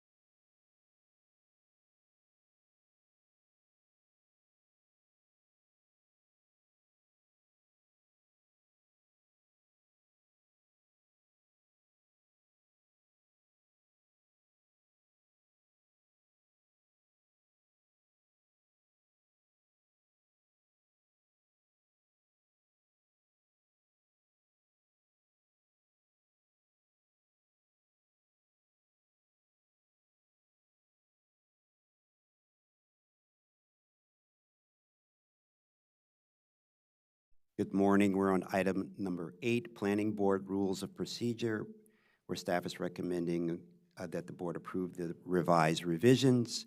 The proposed revisions, we have Emily Valles of council here today going over this with us. Welcome, Attorney Valles.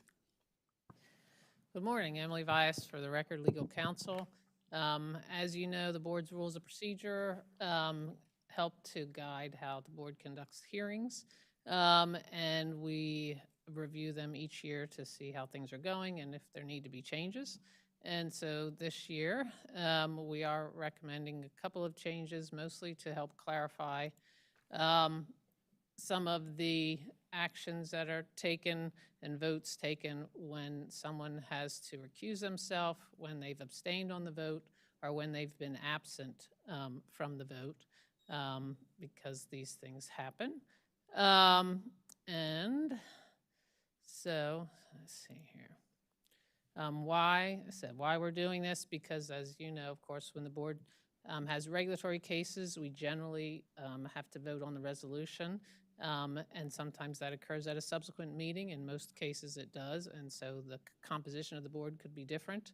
The minutes are also approved at subsequent meetings, and again, it's important to know who was at each of the meetings. We need to have a quorum in order for the board to be in session.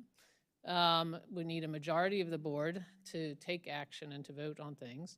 And board members may be necessarily absent, as you all are human, and or you may need to recuse yourselves because, in fact, you have lives, and you do live and go about in the community, and there may be times where it's best for you to not participate. So all of those things suggest that we should make sure we're clear on how votes are taken.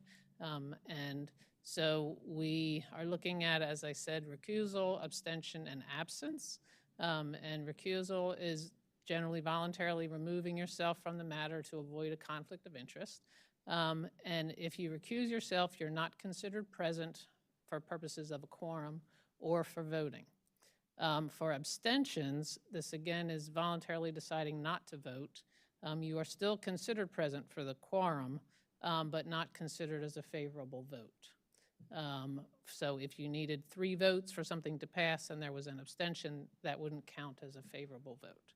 And then absence, of course, when you're not here in person or virtually. However, in some instances, if you are absent, you may be able to watch the record of the proceedings and still be able to vote on something that may have occurred. And we've needed this sometimes because of, again, the human nature of this board, and sometimes people aren't here, and we would still need to have at least 3 people or a quorum, and we would need someone to watch the video. And so with modern technology, we're able to actually do that, and it's helpful in some cases.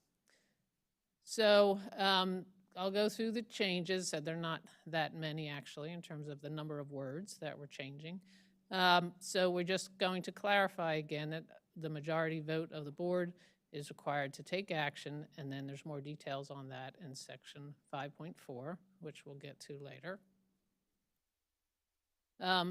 For reconsideration matters. So for reconsideration in general, only a motion to reconsider can be made by a board member who voted in the majority on the decision that's being reconsidered. So the motion to grant reconsideration passes if it receives a majority of the board members present and voting, and each member voting on the motion participated in the decision to be reconsidered. Or if they were not present, they reviewed the recording. However, if you're a member who recused yourself from the underlying board action or you abstained from the vote, then you cannot participate in the decision to reconsider. So we're just making that clear here because sometimes there are questions, and we just want to be clear. Could you explain what you mean? This is reconsidered, that's if not for the applicant. Is it like if we are at the board and we voted and is that vote final unless one commissioner wants, oh, I changed my mind, I want to reconsider? Is that reconsideration for us, or is it if the applicant asks for Or a party. So a party can, a person who participated or the applicant or staff can technically ask for reconsideration Okay. if they feel that something was, not in pursuant with the law or some other issue. So it's not the same as an appeal, because appeals of your decisions, of course, go to court, go to the circuit court. But this would be something, again, where there's a basis for reconsideration, and it's either the applicant, a person who participated, or staff would ask for Yeah. reconsideration, and then the So board our decides. vote is final if a commissioner votes and then a week later say, oh, okay, I have thought No, you about can't change your it. mind. Okay, so that's not a No. reconsider. Okay. No. I just checking. I was just checking. Thank So you. a board member who votes no can be part of the reconsideration? No, a board member who voted in the majority on the decision. So I don't understand why a board member who votes no can't be part of the reconsideration. I understand when a board member abstains, they took themselves out of the voting process. Correct. But a member who votes no, wouldn't that board member be the most viable person to seek a reconsideration? No, that's not a board member decision. It's not an appeal or a request for a board member to have the decision reconsidered. And if you're not in the majority of that motion, it's not your approval that's being questioned because you voted against it. So it is the majority decision and the majority voters who have the ability to say, yes, in fact, maybe we do think the law was not properly applied, there was a mistake, there was fraud, there was something else that we think needs to come into play that would warrant changing our vote. Person who voted against it did not make those same findings, and that's not what would be up for reconsideration. It would be those who voted in the majority. So the person who voted no more than likely was correct, and so then... Not just because a reconsideration is filed doesn't mean that there was something wrong. It just means that there may or may not be an issue to review. Could I offer just a clarification? Just, it's not a question of voting yes or no, it's a question of voting in the majority or minority. So it's someone who votes in the minority can't request make a motion to reconsider because they've already, we're in the minority. It's if the majority, someone in the majority wants to reconsider. So it's not a question of who votes yes or no. Either one could be the majority. And it could go either way. It Yeah, could have exactly. been a no vote. Right. That was the majority vote. So, but either way, it's the majority vote. And to the extent that that would also procedurally potentially grind the board to a screeching halt if the person who voted against the majority was able to move for the reconsideration of every decision by the board. Right. Okay, and then in section 4.13.2, talk again about the vote so that it's clear that the board, in preliminary matters, when the board, as you vote on resolutions and other things that don't involve testimony or hearing, again, the resolutions, you can't vote on a resolution if you recuse yourself from the vote. And if you were not present, then you can vote on it if you review the record of the matter. And again, we've had that where we've needed that. And if you were present for the action but abstained from the vote, you can vote on the resolution because your abstention is not affect the fact that the resolution is just memorialization of the vote that was taken. And so again, we just want to be clear that that does not prevent you from voting on the resolution itself. I think this is a good amendment, and I think it's also probably a model for other high-functioning governance boards. So good job. Thank you. Majority vote, again, in 5.4. This board, and most boards, of course, need a quorum to be present, either in person or virtually, in order to take a vote, whether it's to approve or deny. And members of the board who abstain on the motion are counted for purposes of the quorum, but the vote or the silence is not deemed a vote for purposes of determining if the motion passed, which of course is what abstention is. Can you give an example of that? So we do have some examples of that. So, and why that matters is if we don't have a full board, people are absent, and we're trying to make sure that we have a quorum as well as a majority of the vote. So, if you need a majority vote and the vote is 2-2 with one abstention, the motion would fail because you don't have a majority of those voting in order to pass it. If you, again, you always need a majority. If one member is absent or recused, or there's a vacant seat on the board, and the vote is 3-1 in favor, it would pass. But if the vote, again, is 2-2, that vote would fail. And then third example would be where two members are absent or recused, or there's a vacant seat, and the vote is 2-1 in favor, it would still pass. So we tried to sort of lay out the scenarios. One person's absent, one person recuses,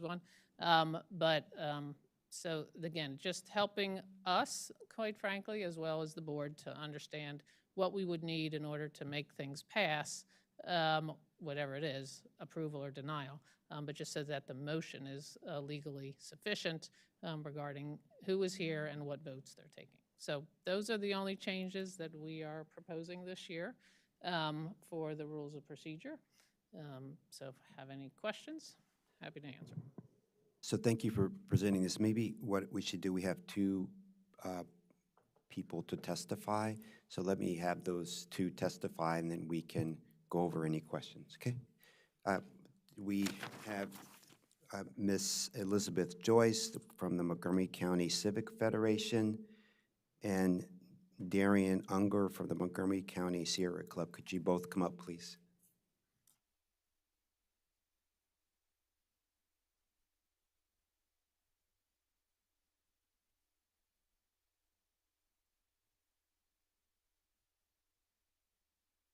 So you each have 6 minutes for your testimony, and welcome. And we'll start out with Ms. Elizabeth Joyce.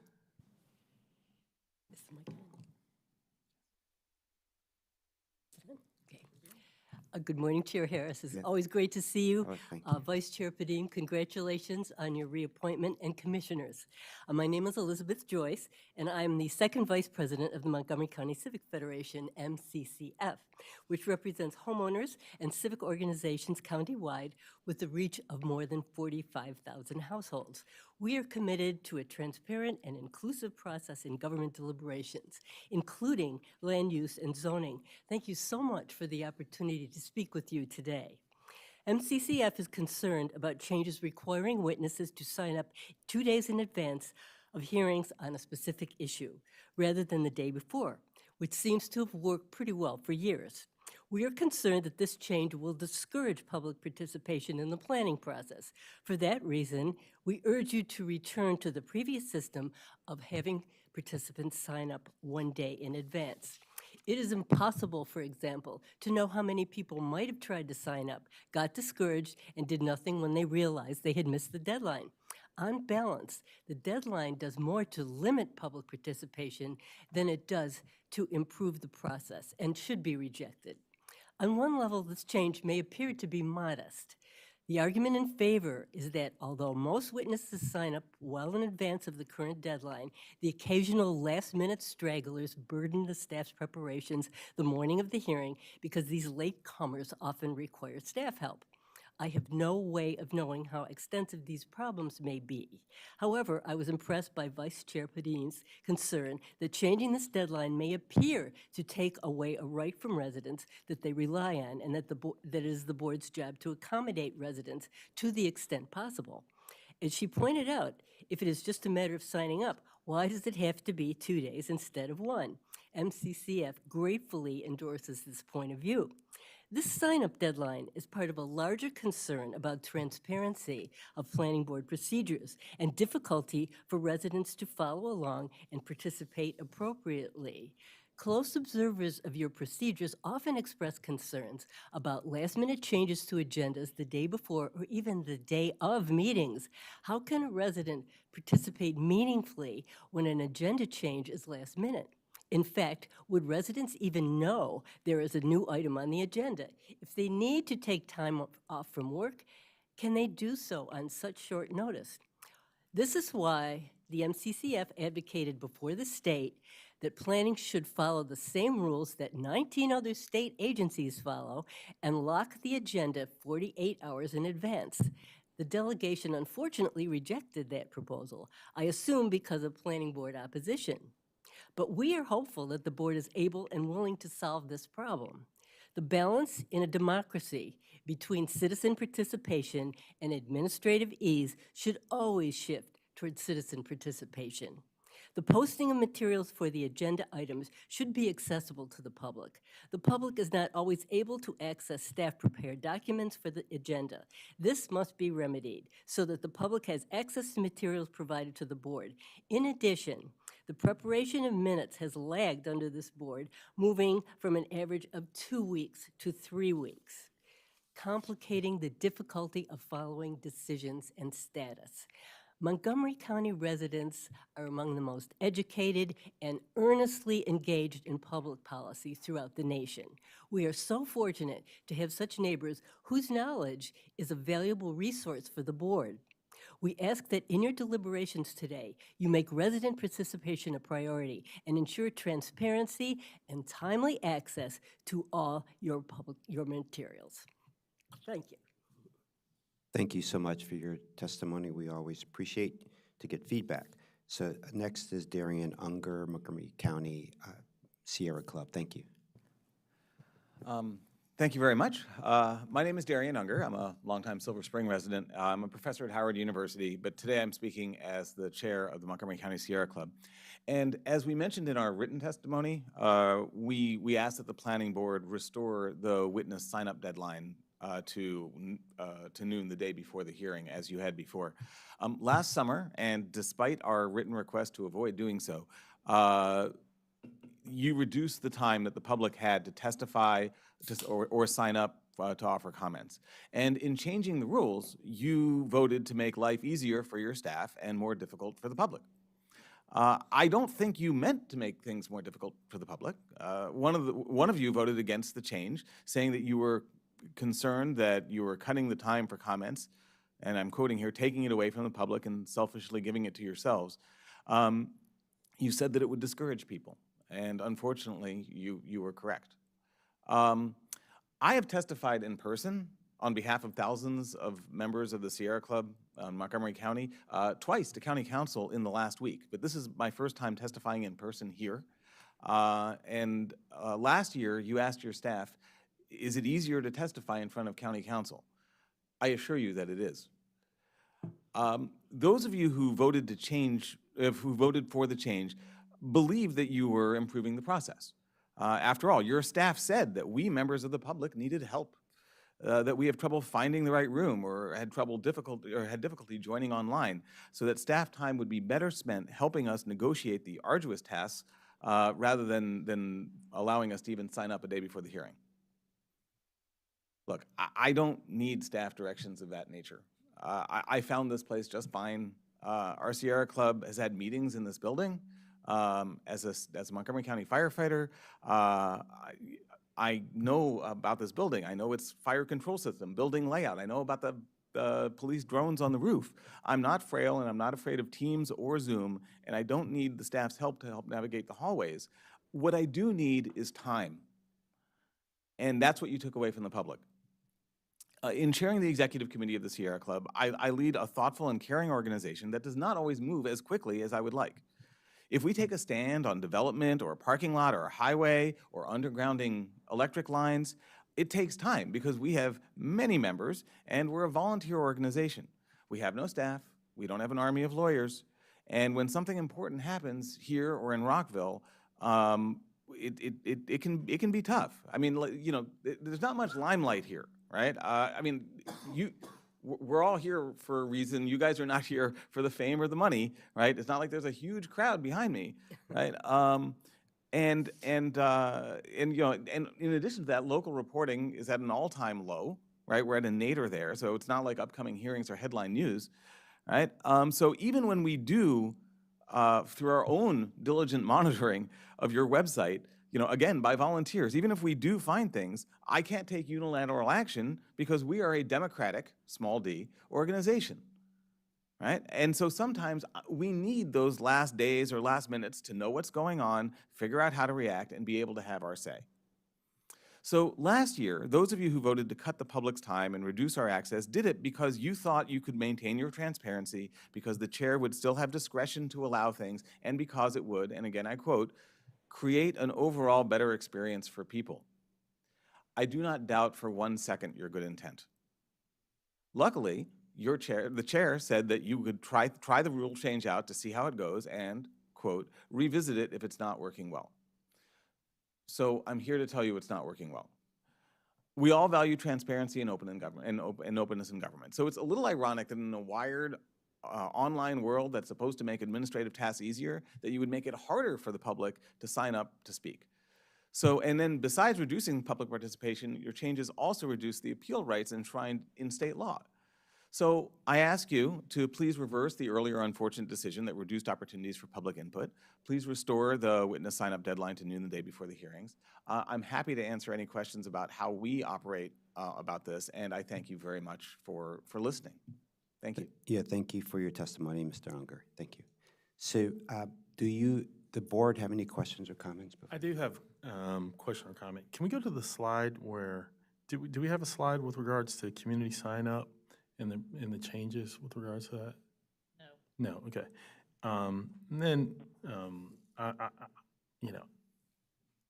just my personal feeling, I was always motivated by American history and, things like the Constitutional Convention, Philadelphia, and the idea for us to be servants to the citizens. There was great debate on how a government could best function to be servants to the citizens. And I like public discourse. I like being on a deliberative board, and I like to feel that we are meeting the concerns of the citizens and allowing the citizens to have their say. I was on the Maryland State Board of Education, who handled all the state's concerns with regards to our students, and I think the deadline to sign up there for the whole state was the day before our hearing. And so we're only servicing 1 million people here in Montgomery County, and I think allowing sign up on the day before at noon is in the best interest of us being a deliberative board, taking into consideration the concerns of our citizens. Getting to when the rule was changed, I'm not sure what the composition of the board was at that time. So if this board wasn't present and didn't vote on the change of the sign up, we can't. It was this board.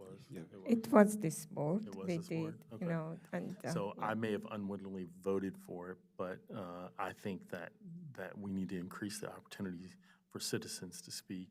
And I'm very much persuaded by Ms. Joyce and Dr. Unger and their testimonies in wanting us to be more open to public comments. Thanks. Okay, thank you. Any other questions? Yeah, my stand has not changed. I do not know, maybe we have to figure out, I understand that that was the difficulty for the staff. Maybe we can find out ways to make it easier. The public testimony is essential, and it's one of the cornerstone of the work that we do. So I like to see that we accommodate public as much as possible to be able to come here and to have their say. I think it's important we hear them. Sometimes we cannot accommodate them, but it's extremely important we hear them, because any decision that we make is going to impact them. So we need to hear and know what the issues are and make our decisions knowingly and see how we can mitigate that. So I don't remember exactly what we said. If we said last time that we're going to come back and review it after a year and we decide how it is. If it is in the year, then we have to look at it and come back to people, I also have. Can I just, couple, you can, Mr. Linden, Mr. Hedrick, do you have any comments or questions? No, I don't think there's any reason to revisit this at this point, no. Mr. Linden, questions, comments? No, I don't have any comments. I do have a question for Mr. Unger if he has this information. You mentioned that it's been a burden on, I'm assuming, several members of either Sierra Club's organization or at least people that you personally know. Could you provide us with some examples of kind of the impact? And I don't know if you have like numbers of people who've been impacted, um, or total people who were able to successfully testify in the last year relative to previous years when it was a day instead of 2 days. But I think having a little bit more understanding about either some of the numbers associated with kind of what you're referring to, or at least a little bit more specifics about the impacts, I think that would be helpful. Sure. It is by nature difficult to numerically describe the absence of something, right?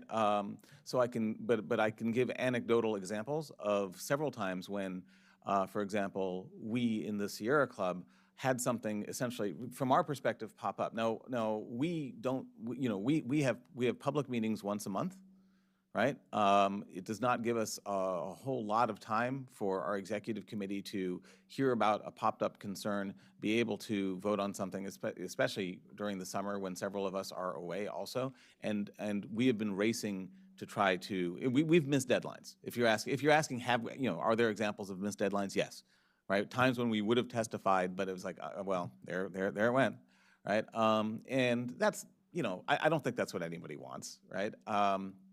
And I know that, having just seen what happened an hour ago, there are developers and organizations that are well-resourced and have paid staff. You have paid staff. There are, other groups have lawyers and attorneys who can actually read through. You guys go through a lot of details, a lot, right? I respect that, right? And I know that I alone have trouble doing it, right? And I'm part of a small team that looks at a lot of different issues across the county. So I can't literally count the number of times something did not happen, right? It's kind of like trying to prove the non-existence of Santa Claus, right? But it is. But I know it when I see it, right? And I've experienced it, right? The rush to try to meet a deadline and then not being able to do it because there's not enough time. So, but in contrast, right? Just in the last week, I was in county council where there are hundreds of people right behind, right? And to be fair, some of them are more higher profile issues than, some rule change or one particular development or one particular bit of undergrounding. But, if they can handle it with hundreds of people in the audience, and I'm looking back here and, this is we're at what, 2% full, right? You'd think that we could, encourage more participation. And so I'm not saying you guys it's not like you guys were, slamming the door shut on the public. That wasn't the intent, and that's not what you were doing. But, why not have the door be wide open rather than only slightly ajar with tighter deadlines that, as a volunteer organization, and I can't speak for your civic federation or but I know that, as a volunteer-based organization, we have trouble, reading through all the documentation and responding quickly, right? I wish we were faster. I do, but we, it's not like we're full of resources for it. And so yeah, we've missed deadlines. There have been several times on parking issues in Silver Spring where we've wanted to participate but couldn't. Right, and honestly, I had to rush today I had to rush 2 days ago to submit this, to just even put my name in to speak, right? Because that required approval from a majority of our executive committee, and things don't always work as quickly as we would like, right? But it does become a burden. It's a real burden. It's not made up. Okay, thank you for your testimony. So let me say this. It's important that you know about things that we're doing ahead of time, and we're certain posting for certain regulatory pieces versus master plans, yet when we have, and we give as long a lead time as we can, and sometimes it's more than the 10 days or whatever. It's, the master plan teams gives a lot of headway. And so I know it's important to get comment, and we want your comment. In terms of just going back to a couple of things, you're talking about posting, changing the agenda. There may be changes because we take something off, and I'd like to, because it's been shut down or something, the applicant pulls it or something like that, but I don't see much of that. And I'd like to have Ms. Valles talk about some of those things like that. But we if maybe they're in sometimes of posting minutes, we try to post them as quickly as possible. But sometimes the projects are very, very complicated, and it's very hard to pull that together in a few days or even in a week. But our goal is to post minutes as quickly as possible. So I'd like, and there's never been a time, I don't believe, that I have told someone they could not testify, we wouldn't accept a testimony, if it's the day of or we do need time for the team to collate and provide that information to the board, and so that we can be prepared for those meetings. So whether, and then sometimes there's 180 pages of testimony that the board is responsible for reading and being prepared for that meeting on very controversial big projects, and sometimes there's just 2 or 3. So, I mean, it depends. So you were at the council when some things were they're making final votes on things, and a lot of people showed up, just like here when so I'm just saying it ebbs and flows. But we are all about getting public testimony, and I'd never shut down someone at the last minute, wanting to speak or provide written testimony, right? Our goal is to get that, but we do need time to collate a lot of the information, and so the board can be prepared for the next day, even if we get things the day before. So I don't know if Ms. Valles, if you'd like to talk about some of the things about how we time to prepare or how often, but I am also, as the chair of the board, speaking with Ms. Valles and about, are there ways that we can do things as quickly as possible? And we're always looking at that. Okay. Do you have any comments or questions? I mean, I would note, again, as to minutes, we do our best to get those out as quickly as possible. They have to be reviewed at several levels, and we, like other public bodies, the county council as well, is often several weeks to get them ready. So it is not an issue of transparency, it's an issue of accuracy and trying to get the minutes out. So we do try our best. But it's several rounds of review. So we try to do that. I believe that the issue of the 24 hours versus 48 hours is, more so in the chair's office, who has to negotiate that. And I think that is, again, more an issue there. I don't have a whole lot of other information other than to note from what we know. Essentially, we had about the same number of signups last year as we did this year. And as you said also, that we have not denied someone the ability to submit something the day of if necessary. And we are, said, the proposal we are putting forth today isn't related to the timing. So, but that can absolutely happen however the board wants to proceed. May I make one comment, Madam Chair? I would encourage anyone that does have issues with the 48 versus 24-hour deadline to encourage the increase in the budget for the Commissioner's office so that we have more people to handle testimony. If there's a barrier, that's it.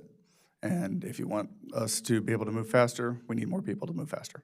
So I encourage you to do that, but I don't think it's on issue for today.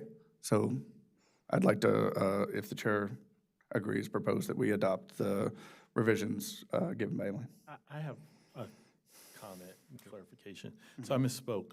When I was on the Maryland State Board of Education, the deadline for public comment was the Friday before the Tuesday meeting. So it was essentially 24 to 48 hours before the meeting. So I'd like to clarify that comment. And then I would also like to second Chairperson Hedrick's comment with regards to increase of the board operating budget so that we could best address the citizens' comments and statements. Thanks. Okay, last thing here. So as chair, I will continue to make sure that we are as transparent as possible. Well, we will be not as possible, as making sure the process goes smoothly. Whatever. There was a one time, I believe Mr. Carr had mentioned once, there are things that the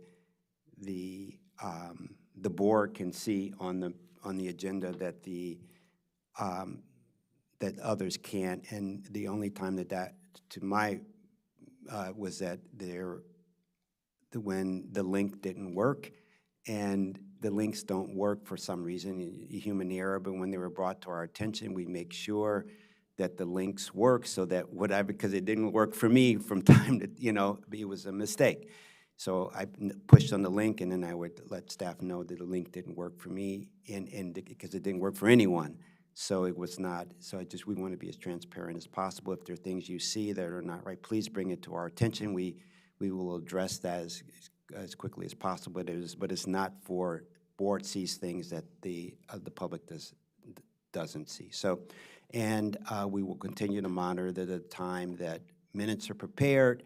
To get out, but as Ms. Faya said, there are many of them are very, very complicated, and they have separate reviews, and we don't want to have to keep revising them, so that's where we have a review process that they go out. So that's what I like to say, but I really appreciate you. Can I make another comment? Okay. I would like to make another comment. Okay. And we are living in a time of technology. We are living in a time that there are AIs and digital connection. And if we don't strive toward using what is available for us, okay, we're going to stay behind. I still believe, I couldn't even remember what I have voted before or so on, but I still deep down in my heart is that we have to strive going forward, not backward. And in going there, we have to take our citizens with us. We have to have them every possible technology and technique to get them involved in our process. I truly believe in that. Minutes could be done faster, use technology.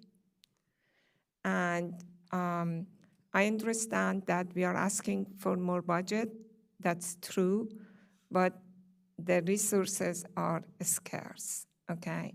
So then we have to be innovative and creative. How we can get better with having the same resources that we have and technology in our hand.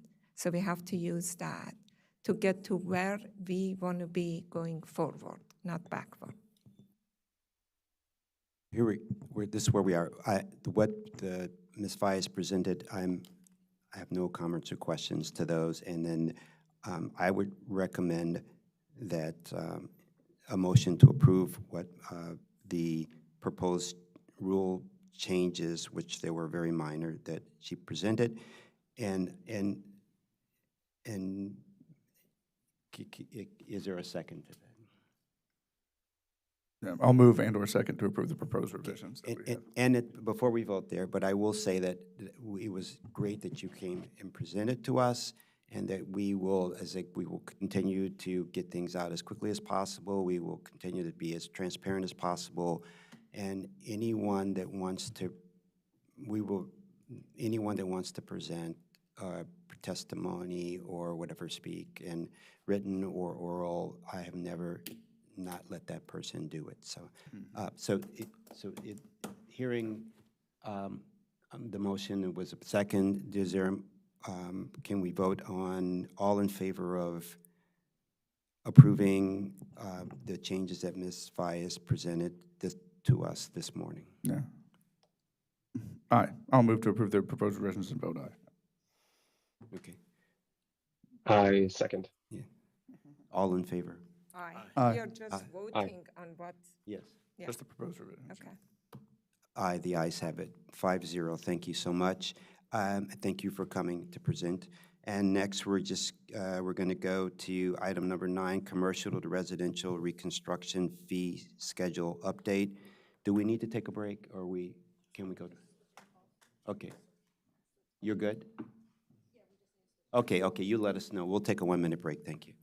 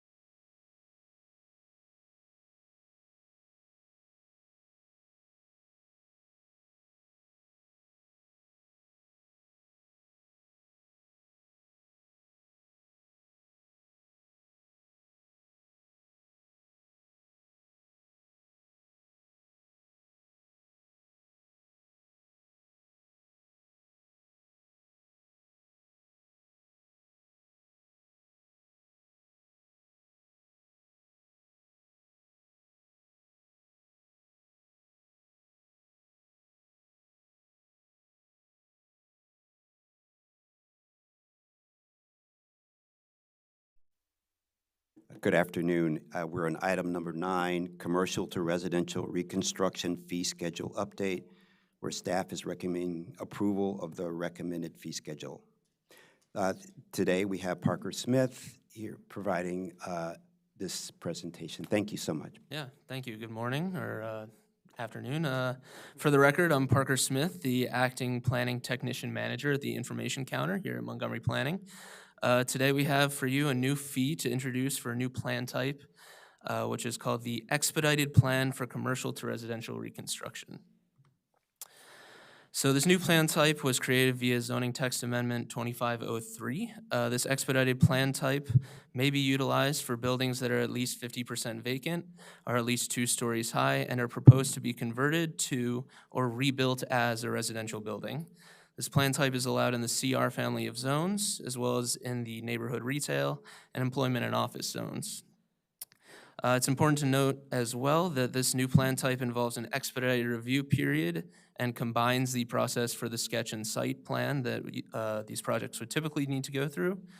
It is similar to in process at least, to the mixed income housing community expedited plan that was also recently approved and created, and other expedited plans we have on the books for Signature Business Headquarters and BioHealth. So when thinking about these new fees for this plan type, we compared to our most recently created new plan type, which was the Mixed Income Housing Community Expedited Plan. We thought that the fees for the office conversion plan type at hand here should be slightly higher than those for the mixed income plan, just given the deep affordability that that mixed income plan provides. However, as you'll see in the next slide, both of these plan types offer significant savings, both in terms of time spent under review and the actual fees. I'd also like to note that the fees for the commercial are the same as the mixed income plan. So just to quickly illustrate what this fee would look like in practice, we use the example of a 135,000 square foot office building being converted to 120 units and 15,000 square feet of commercial space. In this scenario, the application fee for the commercial to residential reconstruction expedited plan would be $47,625. This is compared to $73,550 of sketch and site plan fees that would be charged without this new plan type. And of course, in addition to those savings, the applicant will be saving about 60 days of review time. So that concludes the presentation. I'd be happy to answer any questions that you may have. Yeah, thank you. Thank you for your presentation. And do I have any comments or questions from the board? I have questions. Okay. I have questions, and so you guys are gonna have to forgive me, but you know, I always look at these fees and applications with regards to the benefit that will be bestowed upon the community by building housing or taking the risk to build something. And we're a government agency, and I find it curious that people who are taking the risk to build something have to pay for this service. And then, and so that's more of a philosophical question, is why do we charge them to take the risk of failing in providing houses, retail space? But the existence of the building and its transition from commercial to residential, when they've already gone through the process of having an application to construct the existing building, I just find it ironic that we would charge them another fee, and it's almost punitive, because the benefit that they're bestowing upon the community in providing this housing from commercial is a curiosity, and I don't see why we would want to do that. Thanks. Yeah, so just to start, and I can let Robert jump in a second. Yeah, so I mean, as it's sort of outlined here, going through this process as it exists now without this new plan type and without this new fee would be more expensive. So this is sort of an improvement in that situation that you're describing. These fees also help to pay for our review of the plans, and especially for a plan type such as this, it being expedited does require a lot more staff hours, a lot more sort of effort on our end. So those are sort of, we're both making this fee more affordable than it would be otherwise, and providing a sort of expedited review that is also a benefit to the applicant, especially in comparison to fees that exist today.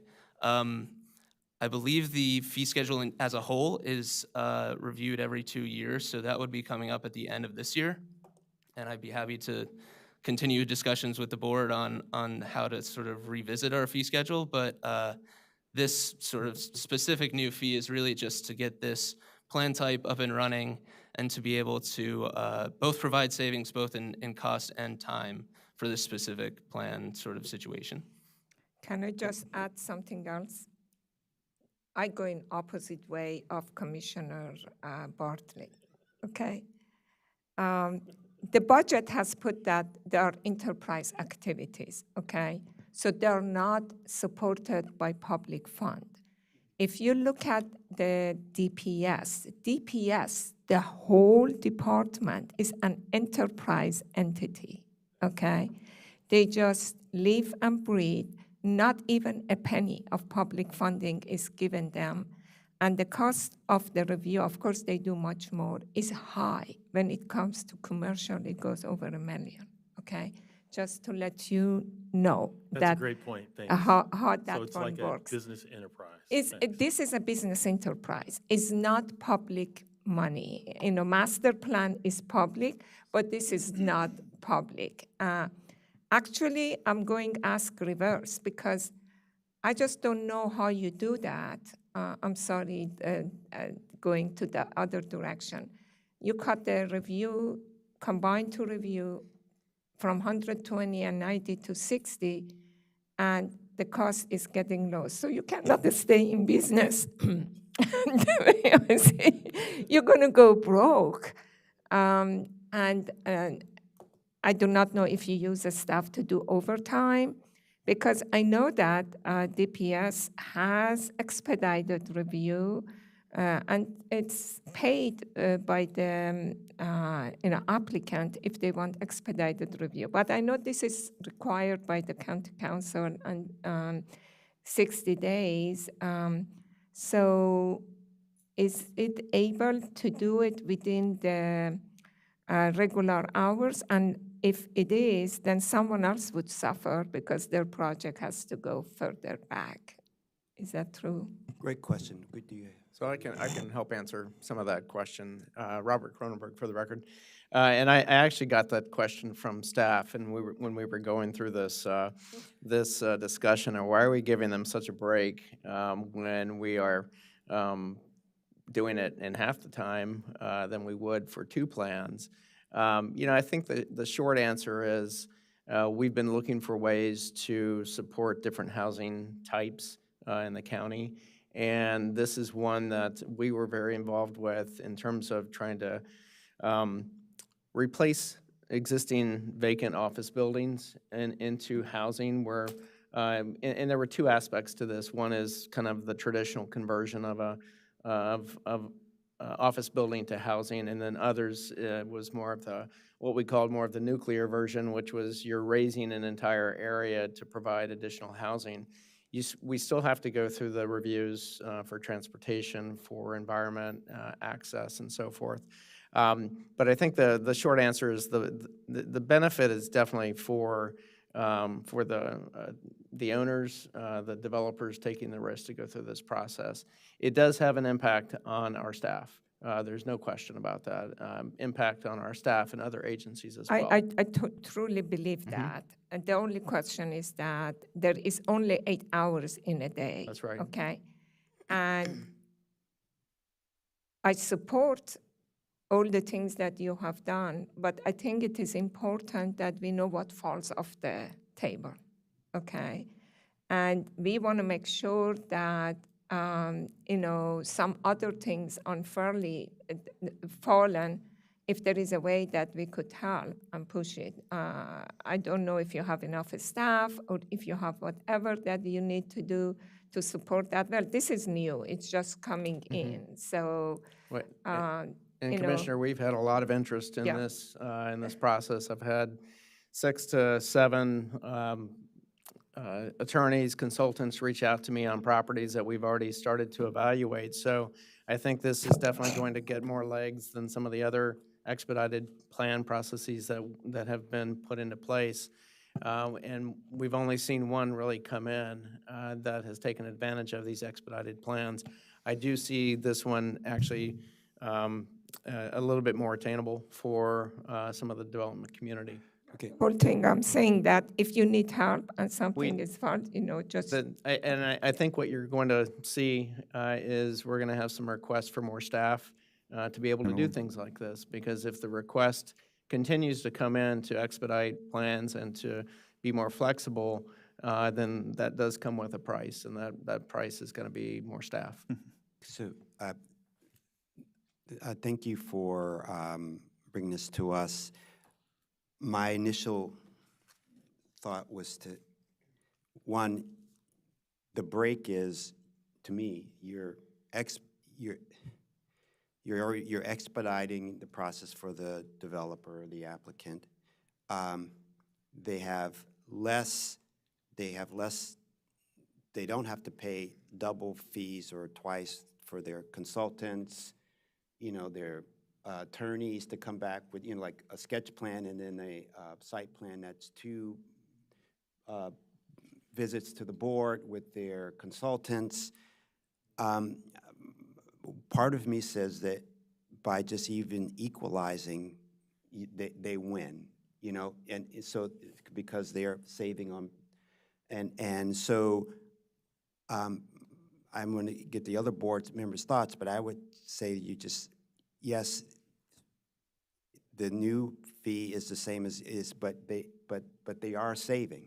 They are saving, and you are having to spend a lot of time doing this. Maybe a little twist on that is if it's an existing building that you really just, I don't know how you think about that, you're just converting the existing building, maybe there's one, but if you're tearing it down and doing building a new building there, your review time is more, isn't it? I mean, like thinking time and whatever than just okay, I'm just going to gut the inside and, and whatever. So I would propose, my thinking is that you equalize the fee, or have a different sliding for a ground up is if you think it's really more is X because you're really spending more time, and a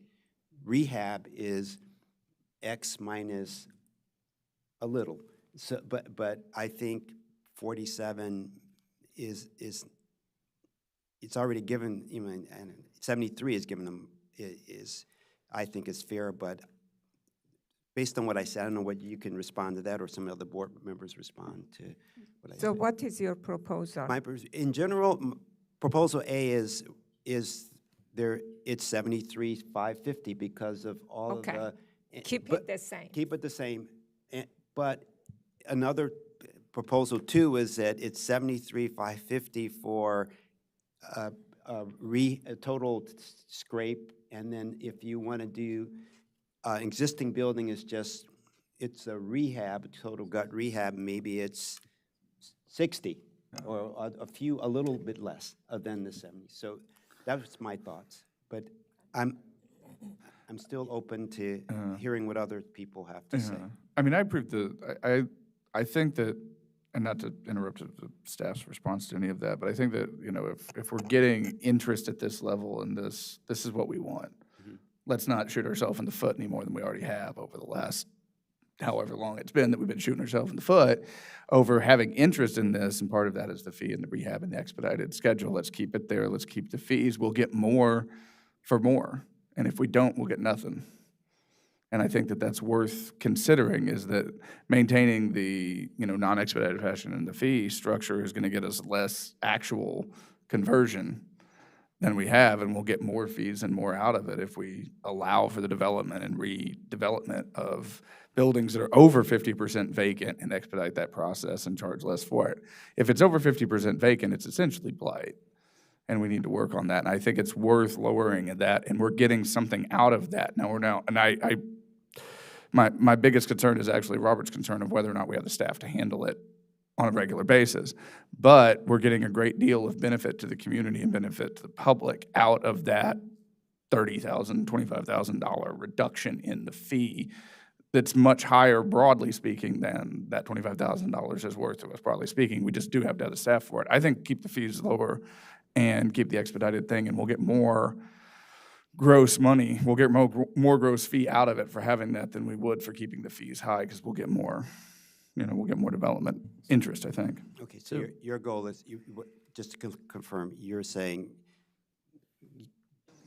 stayed at the 40s? Go with the staff's proposal and the fee structure. Honestly, we could talk about it next time about lowering it, but I think that might be more than we've got today. But we want these structures rehabilitated. Okay, so Mr. Linden, you haven't spoken, so do you have a comment? No comments. I agree with what's been said and support staff's recommendations here. Staff. If I may, because there were a couple different conversations, I think, and maybe some ideas. I would point out, and thank you for kind of acknowledging the staffing shortage that we have, and it's not just us, the other agencies are probably would be dealing with this as well. We don't meet our mark on our budget right now. And so we appreciate the thought of, and we did think about increasing the fee considerably. We actually started lower than this and bumped it up. And we would definitely not object to the higher fee schedule. To Mr. Smith's point, we will be coming back with a traditional look at the fee schedule next year. It is an opportunity for you to reevaluate, but we also wouldn't object to kind of the higher fees here to kind of hit the mark on our budget. There was another comment, I think, Mr. Chair, that you brought up about a lower fee for kind of the traditional office conversions. And I thought that's where you were having a conversation about that. A lot of the applications, if it was an office that was staying and they're just changing the use from office to residential, a lot of those applications would not come to us. They would just go through possibly an adequate public facility review. However, this is tied to a bill that would give them a 20-year tax abatement. So there's an additional benefit to this for a property owner or a consultant applicant to be going through this process in addition to what we're proposing here. Okay, so your proposal is to stay with your proposal. Is that what I hear? We would stick with what we've proposed, Mr. Chair, but we would not object to a higher fee if you wanted to. Yeah, and I will, just to kind of bring some of this together, some of this has been said, but yes, this goes into our special revenue fund for a development review that directly pays for the salary of a lot of our development review staff across the department. And it's also true that in recent years especially, that has been falling short of our budget to the tune of several $100,000 each year. And it has required us to put in our budget a request to transfer funds from the general fund, which is taxpayer supported, into the special revenue fund in order to be able to cover the salaries of the staff doing this. So, it does kind of call into question whether or not we need to increase these, or if we just need to see more development in the county to be able to support that. Either way, the more development is more effort on our part, which could require more staffing. So there's like a kind of like a constant loop here. But I totally understand. We've got a curve that is not linear on the amount of more development that we see and the more that we'll get, and whether or not we need to hire for staff. I think my indication is that right now we're at the more development gets us more fees, gets us less needing to pull. If we get past that point, I'm going to take that as a feature, not a bug, and say that we're doing great, and then we'll, go for larger Well, FTVs. you get more development, you need more staff that we don't have. That put pressure on the staff unless And that then you we put ask it. for more FTE. I get Frankly, that. and the bigger scheme of the work and the cost and expenses, 10,000 or 15,000 more is not going to hurt. They're not going to say we're not going to develop it because instead of 47,625 is $60,000. It's not. But when you look at your staff, 5 of those is the cost of one staff that you could hire to bring it in. So it's not going to stop development. No, I'm for talking. to be a little bit higher. The fact of the matter is that if you don't have the resources to do what's needed to do for the review, You don't have the and, resources. then you can't do that. So you have to make sure you have that. It's the expedition that I think is the issue, and then the hours Of that course. the expedition takes and requires And they are not reorganization even of charging internal. extra to expedite I it. know. A lot of other agencies, they charge extra to I, expedite. and I get that. So let's just, is this but based on the application you've seen, is this size the typical, you use it as an example, but is it really what you're saying is the 200 and, I'm just guessing, is it double this? This is about the size you're saying? Or, so just we get a feel for what is, is it? So at least the consultants and their attorneys that have approached me, it's a range. It could be this size. Some are maybe a little smaller, but some are much larger than this. It really depends on the site because I think when this was originally crafted, it was thinking of the larger office complexes that might have a considerable amount of vacancy. I think we've seen how this might be applied to much smaller sites, but still meet the qualifications and the prerequisites for the vacancy.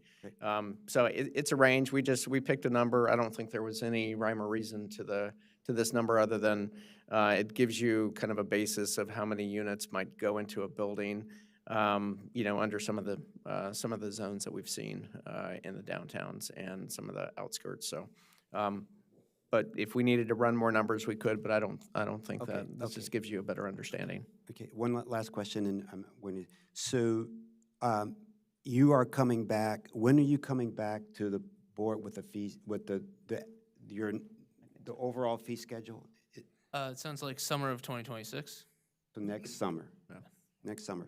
And so I do feel, we could go at the 40s, the lower, to send a signal that this is something we really, that can get going. I do also, and I appreciate you guys doing that, and your point, Commissioner Hedrick. I also just wanted to also say too is that, and for developers, the out-of-pocket costs, those are the risky dollars, and so I see that, and I also wanted to say that it's more out-of-pocket dollars than this if they had to do the existing fees for sketch plan and site plan. It is probably more. So I would recommend either slightly going more than the 47 or just keep the 47 because, and just come back in a year and see where we are. And that would, unless your staff, you feel differently. Yeah. Well, the higher cost, as you can see here, is that it's the charge per unit. So, if you wanted us to keep the 250 per unit or bump that up to 300, we can do the math. But if we needed to increase that per unit, that's probably where the larger fee benefit would be. Increasing the base fee, I think we felt like that was consistent with some of the other plans that we were doing, so we kept it at that range. And I don't know how much commercial we'll see, so we may not even see that portion of the fee. So the base was the 10,000. Right. Yeah. Okay. Yeah. Okay. Yeah. Great. And this is the I just want to clarify that and make sure I'm reading this correctly. For the commercial, for the non-residential, it's the reduction, you're assumingly reducing your existing space, so you're paying the fee at the reduced square footage level. Well, this would, the commercial would be for any new commercial. So treating this like it's a blank slate almost on the site. Okay. And so this would be the new commercial. That would be a we're new, proposing. so if you're taking this is not a happen, but it's 2 towers and one goes full residential, right? There's no new commercial, so that zeroes out. You're not charging at the existing commercial that's not being affected by the redevelopment, is that right? Anyone? You know what, I tell you what, since you're coming back in a year, maybe that's the time to go into details on on actual examples of this. But, I mean, I like this structure. There's more, I really do on the administrative and the fees and the fact that we have a lot of staff going into this. And it is the expediting that is driving, I assume, interest in this. And it's a public, diffuse benefit rather than a concentrated cost within our staff and our thing here. But there's also a signaling mechanism to this, right? Is that this is reduced costs, like, as Chair Harris mentioned, upfront at-risk money. And I think that it's worth that signaling mechanism that this is where we want attention and direction to go. And again, if it has to be over 50, and at that point, you're talking about a building that needs to not be doing what it's doing right now. And that, I think, is a broader benefit, but it does have a concentrated cost within our staff, and I think it's worth thinking about that. But I think at this point, I think I like the structure, and I think it's worth coming back in a year with a more detailed look at. As you said, like, is it the per unit cost? Is that where because I don't know if that, an extra unit is an extra unit of effort versus unit of cost, whatever, I'm sure you've gone into that. And again, we've got a different way of estimating that cost on the square footage for the commercial and for the retail, non-residential. So I think it's worth going into a deeper dive, but right now I think this is a good way to approach it and get some of this moving through the pipeline, if that's, acceptable. Yeah. We can certainly take a look over the course of the next year at what are the appropriate factors for determining the appropriate fee, and how do those play out. I will note that, there may be a distinction between some of these expedited plans, a mixed income housing community plan where it's a really highly affordable project. This might have more of an impact. In this particular, the projects that qualify for this plan are also qualifying for this 20-year tax abatement, which has, an incentive already built in. Yeah. Which is where the real financial incentive is at, less than their fee structure, which is not nothing, but that is the financial incentive. But I was just going to say, so we'll look at this. I will just note that it might be difficult in a year if we do take a look at this in great detail and realize, wait, these should be doubled. For this particular type, to then go in and double it, just recognizing, even if we feel like that is the appropriate thing after doing a full, deep analysis on this, it'll be much more difficult at that time. Understandable. So want to do this, just ask the board here, what if every $100 is, let's just say it's like, I know what, another 10,000, let me just see, just out of curiosity. More, the 250, so 100 times, then just say out of,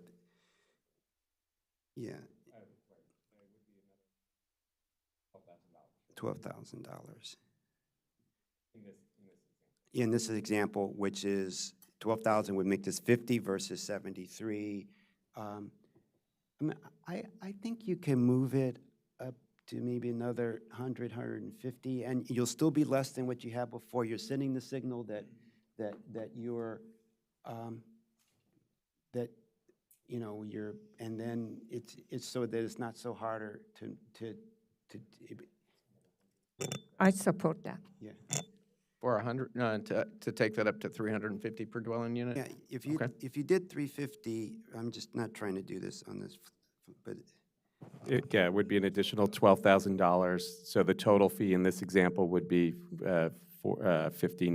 just under 60,000. There we go. Which is still, be 59. Yeah, That's physically more responsible, especially that you are in red in your enterprise already. And still a savings over And what it would still is the otherwise- saving. I think that's a good approach. And I just mentioned to the director that we don't have to wait for a year. So if, this is, we're getting a significant number of applications in and we need to reevaluate this, we can bring them back to the board. Well, that would be my recommendation, is to That's- lessen it, and then we'll see what we get at budget season. If and if we can also get more people power, that would also be helpful, and we can go from there. Yeah. So that would be my recommendation, is to increase the 350, 250 to 350, and then you will end up at, what did you said about? I'm sorry, yeah, 59, 625, right? So that have, if there are no other discussion, I'd like to make a recommendation to move the fee to 59, 625 by changing the 250 to 350. So it'll be like 350 per. Yeah. What would be actually changing is the per unit fee The from per unit 250 fee to to 350. This is just 350. the example that we have. Yeah, that would be my recommendation to. Yeah. I would move the approval of the fee schedule with the updated per unit fee increase. For dwelling from 250 to 350. I second. All in favor? Aye. Aye. Aye, the ayes have it. Thank you so much. Thank you. Yeah. And, yeah, thank you. Yeah, and so we're going to break for lunch now, and, we're adjourning, okay. Well, yeah, we were so eager, we wanted to go for longer, but that's all we have for today. So we're going to adjourn for today, and we'll see you on the 31st, which will be our last board meeting before the summer recess. Thank you. Thank you.